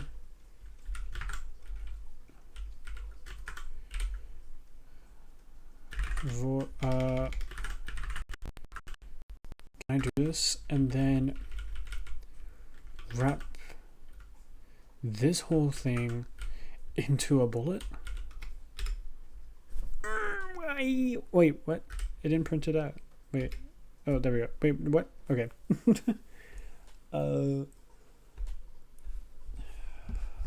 What's this? Let me copy this link.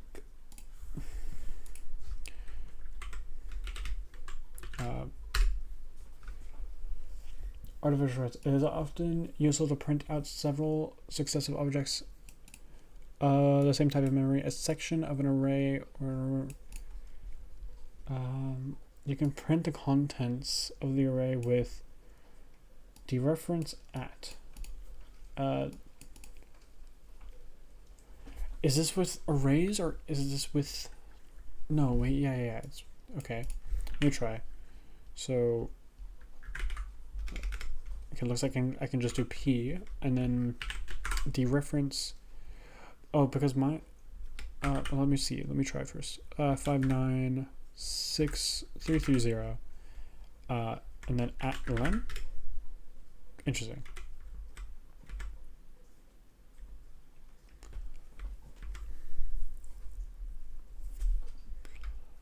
Actually, at 2. What is at 2?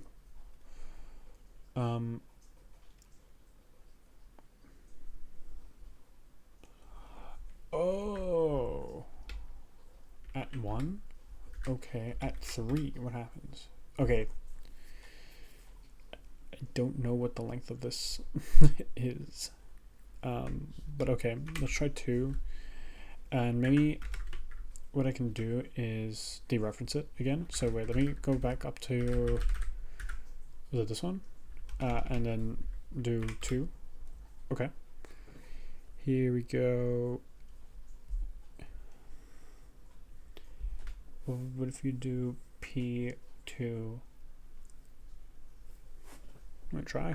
I think it would do a similar thing, wouldn't it? Bullet 2. Dereference this. 59. What was it? 6330. Yeah, it's the same thing. Cool.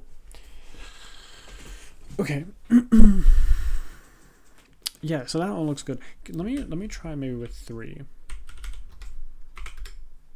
Does 3 make sense? 3 shape. Oh, yep, nope. C doesn't. 3 doesn't make sense. So it's definitely 2. It's definitely 2. Okay, so let's do 2. Okay. So, oh, wait. The index is wrong. Wait, backtrace.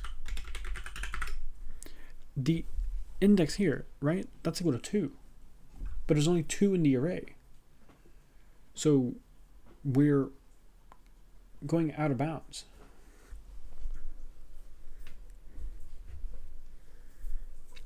Right? I'm pretty sure that's why. It's accessing memory it's not supposed to be accessing. And then, oh yeah, and then when we're doing mem move, it's like, hey, wait, what the fuck? We can't move this memory. This is not yours to begin with. Fuck you. We're crashing. Okay.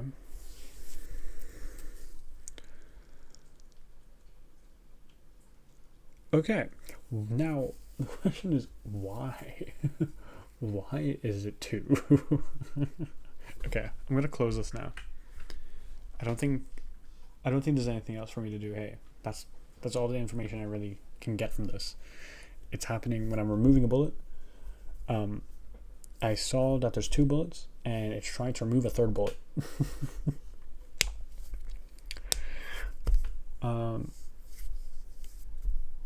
Yeah, I don't think there's anything else I really need from it. I'm gonna quit out. Your var is I, so it should be bullet at I. Your variable is I, so it should be variable at. Yeah? Oh, what did I do? Here we go. You can't see it, but it's I over there. Here, okay. I think I can quit out of it now. I'm gonna quit. What is this? Active? We killed, yes, quit. Cool. Yeah. So this guy is this guy over here, dyne remove. I see you have your code open. Oh, okay.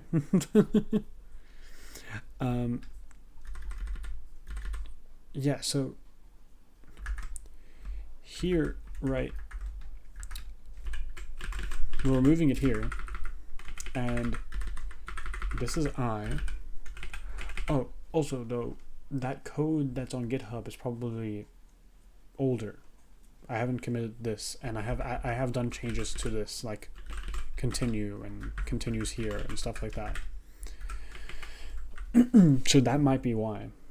Like maybe when I added some of these continues, it fucked up, or maybe this has always existed and I just never ended up finding it until now. Dyn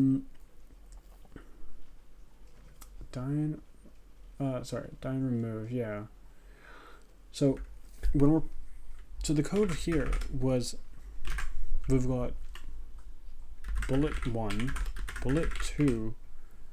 Let's go, actually, let's think like this. But bullet 0, bullet 1, and then I was equal to 2. So it was trying to do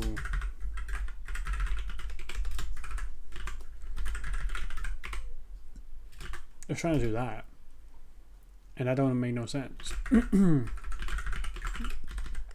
Or was it more because I did this? Could this be why? I don't know.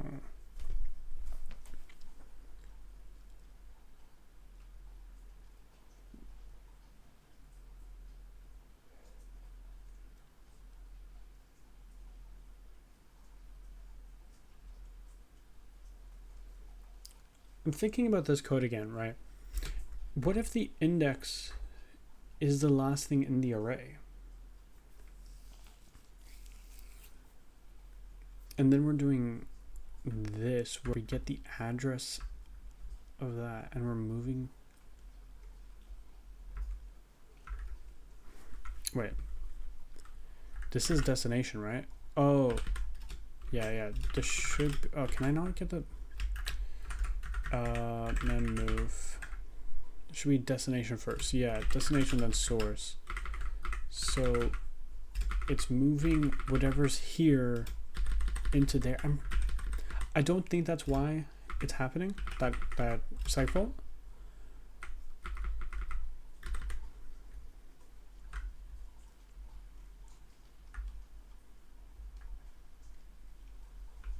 Yeah, I think we're okay. So it's definitely, I don't think it's that. I think we're somehow, it's, yeah, I is equal to 2, and it shouldn't be equal to 2. So somehow I is being incremented when it shouldn't have been incremented. I think that's what it is. So so here, right, we're not increasing I. We're checking if the bullet needs to be removed. If it does, we're going to continue and not increase I, so that we are not skipping out any elements. And then we continue, and then we go again. I'm pretty sure that's correct, right? Because if we had, let's say I equal 2, whatever, and then we had 1, so 0, 1, 2, right? And then we remove, let's do 1.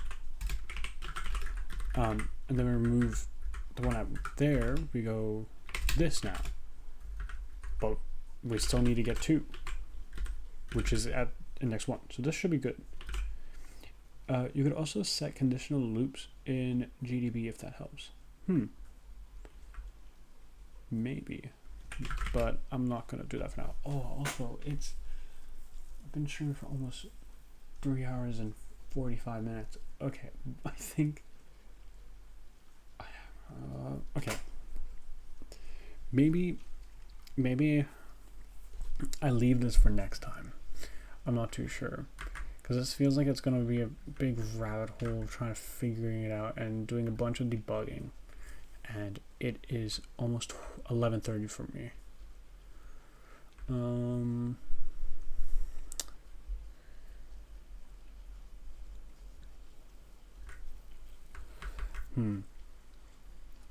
Conditional breakpoints I meant. Yeah. Okay, cool. Wait, conditional breakpoints. Sorry, I just read that and then it was like, yeah, cool. Yeah, I know what you're talking about. I did not. Conditional breakpoints. Wait, that's cool. That's actually pretty cool. Maybe that would be helpful. Is there anything that's glaringly obvious? Here, we have a remove bullet.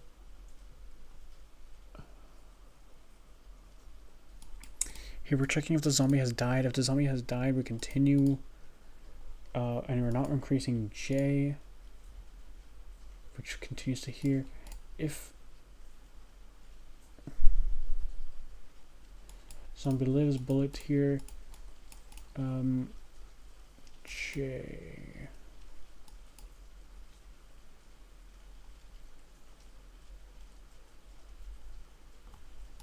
Yeah, we don't increase I, but we're increasing J, yeah. We're not increasing I. We've got this set, then we have this, and we continue, and then we don't. That seems like it would be right to me.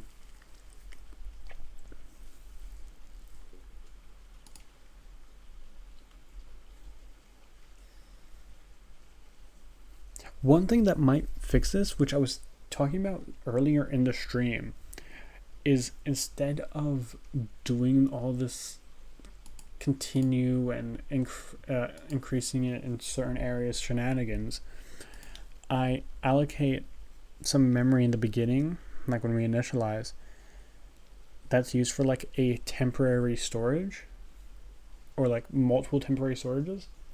So then I can have a temporary bullets where I push all the guys that I want to keep into that, and then afterwards copy it into the actual bullets array. I feel like that would prevent this from happening.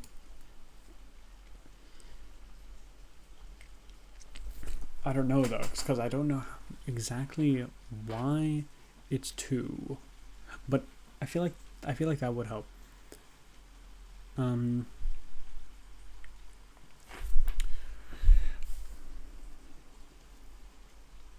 Yeah, I don't know.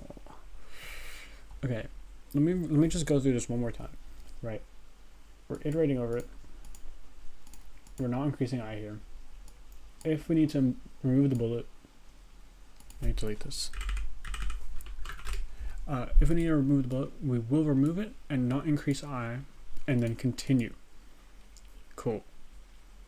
And then that would keep I the same, and then we'll check again. Cool. Now, when we get to here, we're going to loop over these zombies. We're checking if a bullet has collided with a zombie. If it has, well, we'll decrease the health. If the zombie is dead, we remove the zombie, not increasing J, and continuing. Yep, cool. If the zombie lives, we remove the bullet. I'm sure it's because it's something here. This feels fishy to me.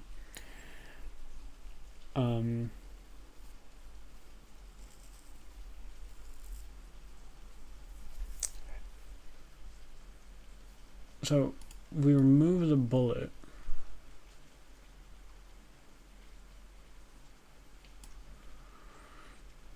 Yeah, and we're set removed bullet to true. It was false. I've set that. Yeah. And then we continue.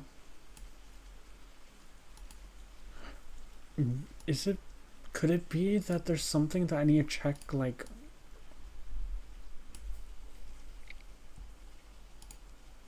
if they're not colliding? Like I'm saying, hey, yeah. If they're wait.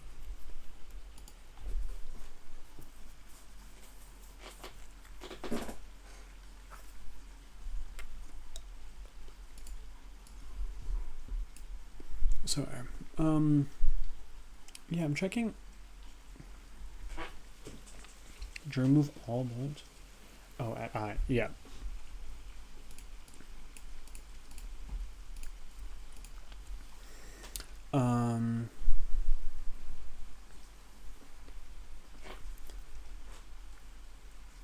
Okay, if they're not colliding, then I don't need to worry about it. So then we do just increase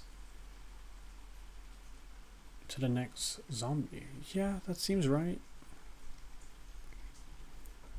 I'm not too sure why, man. This is...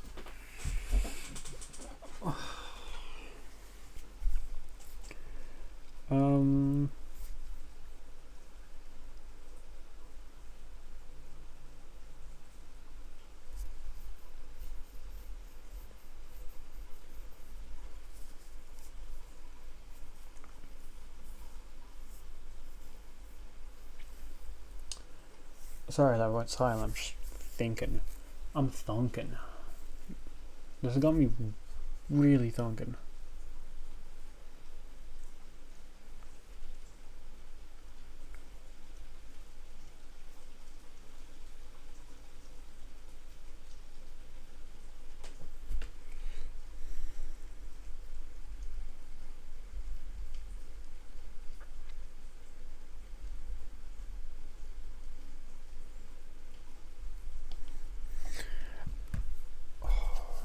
Okay, what is the play?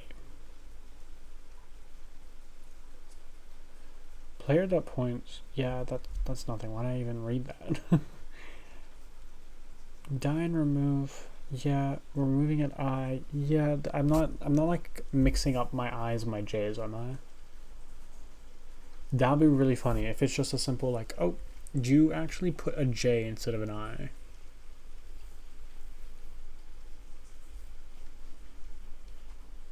Here, just in case, because I'm now worried about that. I'm just gonna change this really quickly to like bullet it. And let's see everywhere I get an arrow. So yeah, here, this is with the bullet. This is related to a bullet as well. Over here, it's related to a bullet. Over there as well. Over there as well. Okay, yeah. Okay, I didn't mix up my... What about my J's? Zombie it. Okay. J there. J there. J there. Cool. Your old code did I++. Yeah, I changed it earlier this stream.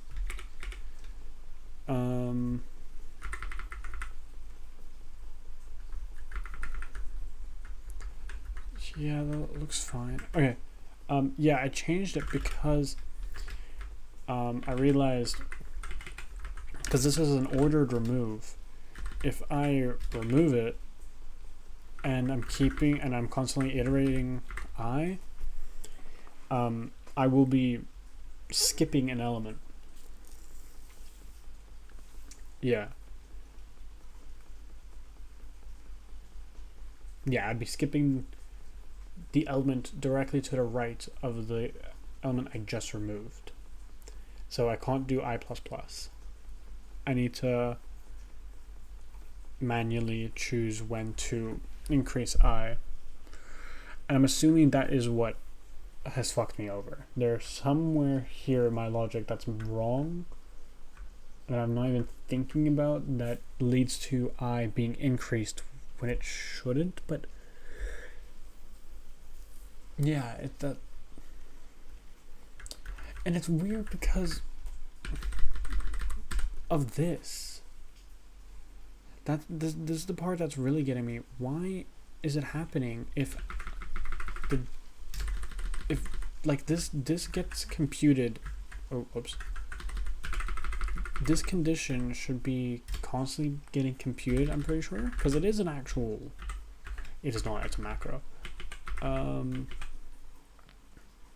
But I'm pretty sure the condition in a for loop is always computed, right? Like, each iteration, it actually runs that expression. So,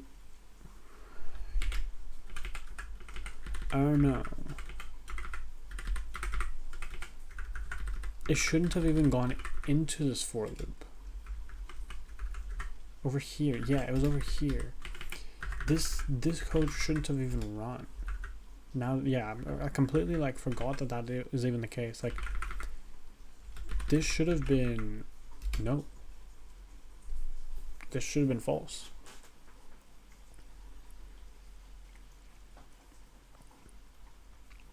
unless I'm mistaken about R for loop, wait, C for loop condition evaluation. This is C++, but maybe this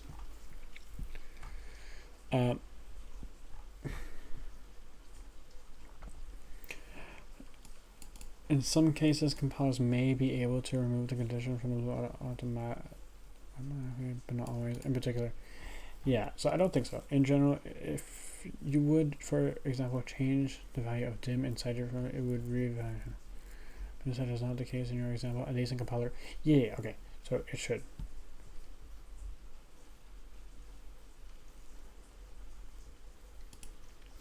So this should be fine, but for some, maybe there's something even more wrong.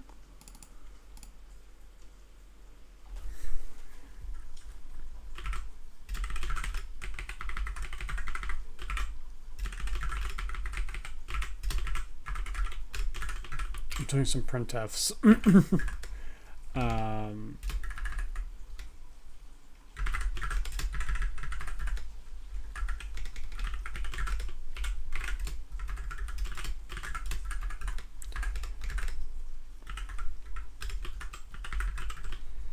Okay, here we go. Did I spell that right? Yeah. Wait, I messed them up. This is meant to be over here.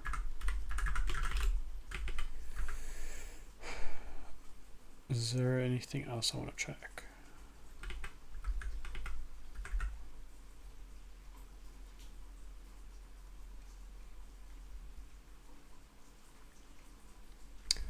Wait. Here's what I'm thinking as well, right? Oh, I'm like asthma right now. Actually, yeah. So this is fine, apparently, right? It didn't say false. It went into here, bullet update, which, which is over in here, bullet update, which acts upon this memory. If it acts upon this memory,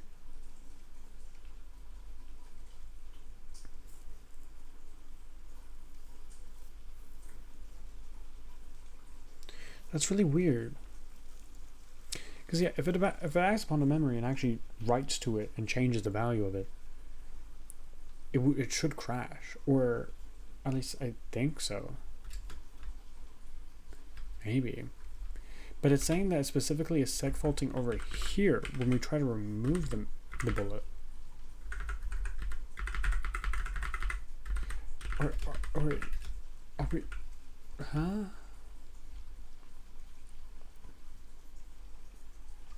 Does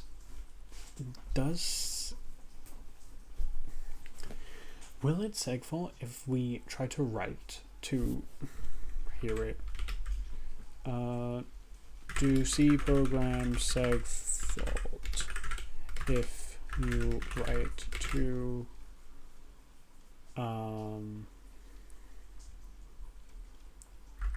what is the word, like to restricted memory?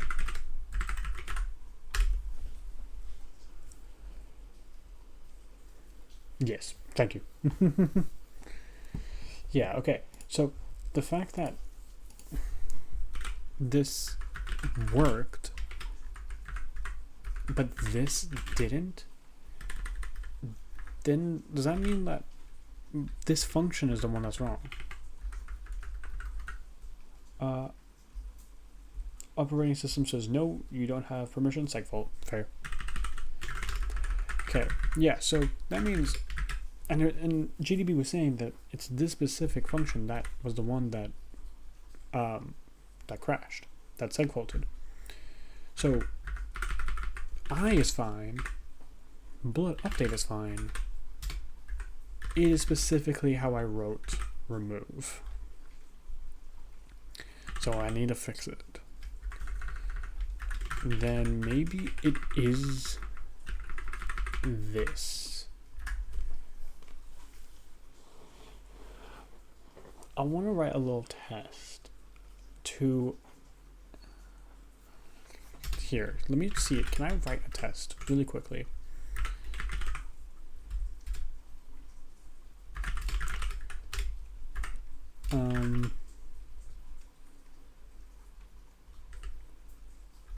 Honestly, I don't want to make a whole set. No, let's just do it anyway.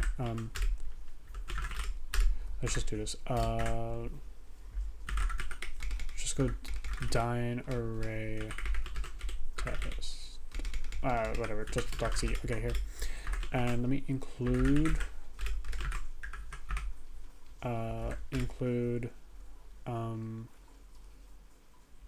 dyn.h. I want a, let's just do like a dynamic array of ints. So here we go. And then I need to do dyn push. Oh, I need to also do dyn pull int. And then here we'll go, what am I doing? Array and 10, and I need to pass it as a pointer to a pointer. Yeah, and then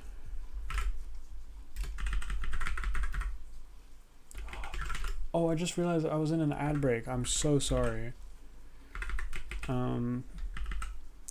Completely forgot that was happening, or is it now about to happen?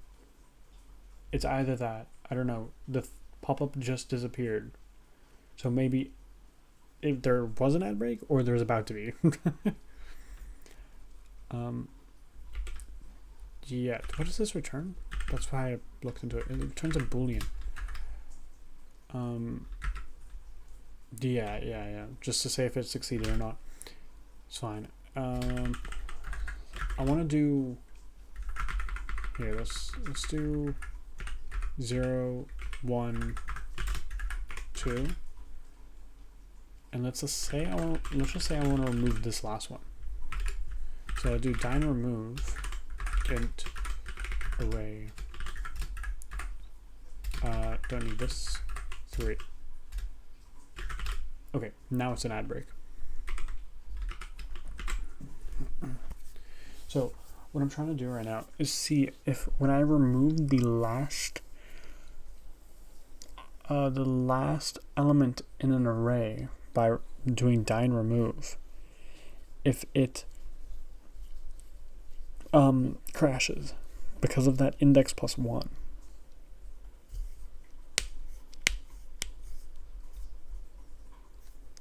I don't know if it does. I feel like because I've written that code a few times. That like dyn remove, I've used that in different places before, and I've never noticed anything wrong with it. Of course, it wasn't always exactly like that code, but it was pretty much like same concept where I had written it like that.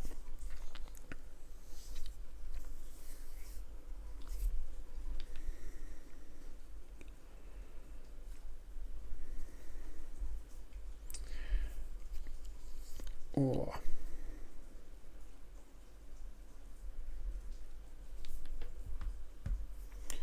Okay, I'm gonna write this test and then see what comes out of it, and then I'm done for today. And then we'll fix it next stream. Yeah, I'm tired as hell now as well. I want to lie down. Oh, and I have I'm back at uni tomorrow. Man, I stutter.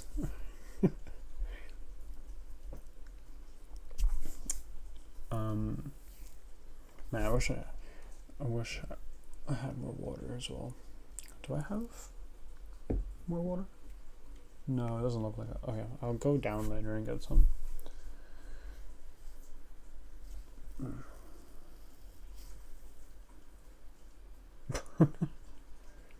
Hell yeah.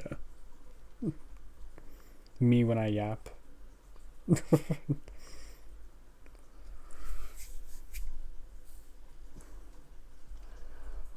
Oh,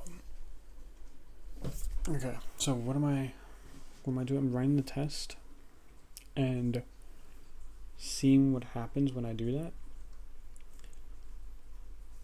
And if it fails, then we know why, and I can probably fix the code for it. Yeah, after the test, it should be telling if that's the reason. I don't know if writing one test will get me to the answer I need. So, but we'll see. Okay, the ad break is over. Let's try this out. So, ran a little test. I'm removing this element. I just want to see if that's okay. So we'll do a little size t I equals 0, I smaller than dine len array, and whoops, and then we'll just printf it, %d/n array at I. Okay, let's see if this works. I'm just gonna compile it separately. So let's go into, oh, it's in source. Let's just go gcc dine array. Okay, let's go a.out.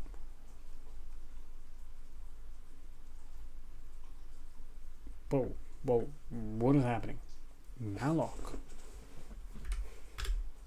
Interesting. I think we found our problem, right? If I change this to, oh wait, what if I do 2? Whoops, I didn't mean 3. I meant 2.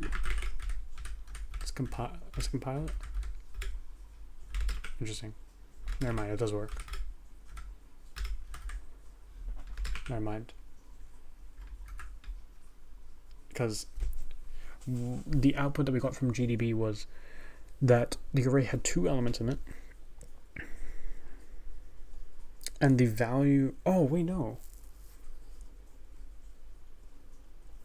I++, but you don't have that in your other code. My bad. I have no brain. Wait, what? I'm confused.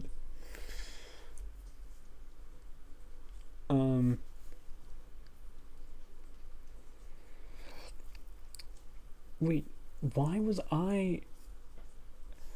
Wait, what? Wait, I'm so confused. GDB said that we had 2 bullets, and the index was 2. What? Wait, how does that make sense? Because, okay, here's my confusion, right? Let me just quickly, where was it? It is here. So, it said, hey, this guy equal 2. It said, hey, this guy equal 2. Now, we all know you can't index something that is the same length, right? If these numbers are the same, 0-base indexing, you can't do that, right? So this shouldn't have even worked.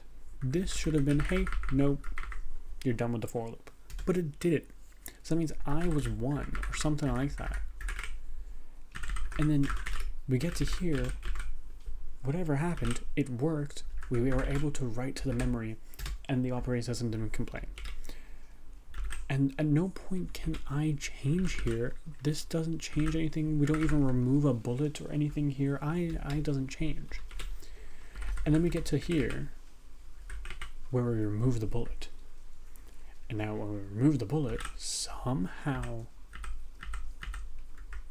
it is in the wrong place or something.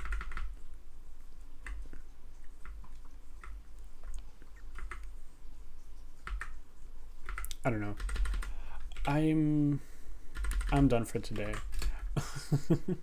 It's weird. I'm gonna remove this file. Do you use any compiler optimizations? No, I don't think so. No, I'll double check. Yeah, no optimizations.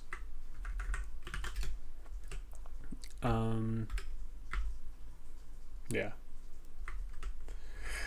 Okay, I'm done for today. I will commit the changes, so that any of you, if you want to, you can try and figure out why it's doing what it's doing. But I'm cooked.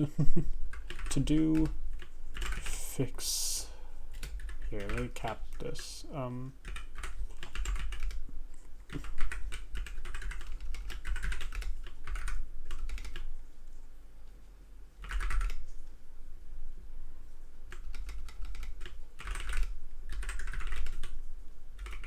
There we go.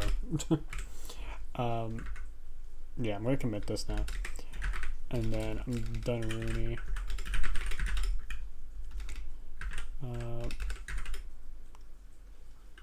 Yeah, okay. Here we go. Let me see the status. Oh yeah, I added GDB. Yeah, I'm gonna keep GDB in there.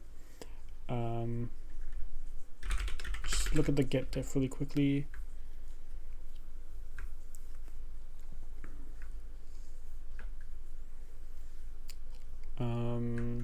I added a new gun. I added a point system. Okay, I remember what I did. Git add dot git commit add snipers. Add sniper. Add point system fix gun. Let's just say replace gun house system.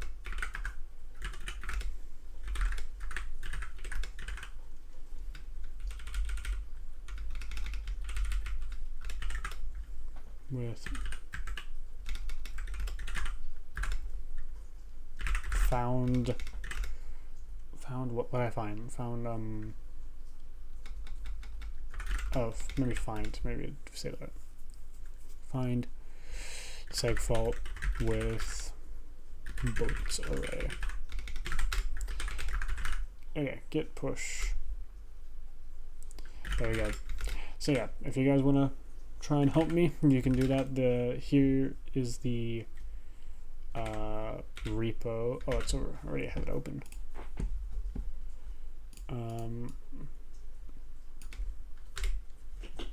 Yeah, here's the repo. If you guys want to help me, feel free not to. I will try and figure out next time why it's segfaulting. Just few ideas, not really, but few. We have some hints. I guess that's all that matters. Cool. I'm done for today. Okay. Thank you guys for joining the stream. Made some progress. Found a bug. That's always good. It's always good to find bugs early. Yeah. Got the point system working. Added snipers. Fix how bullets and guns work. Because before it had like a health system where bullets had their own amount of health. But it was kind of jank. So there's a damage system now. Yeah. That's, I think, pretty much all we did. I'll probably be streaming. Let me full screen. Yeah. I'll probably be streaming maybe like next week or maybe tomorrow, but it'll probably be earlier and not this late. It's late for me. And yeah, thank you guys a bunch for coming and for helping. I'll see you guys next time. Peace.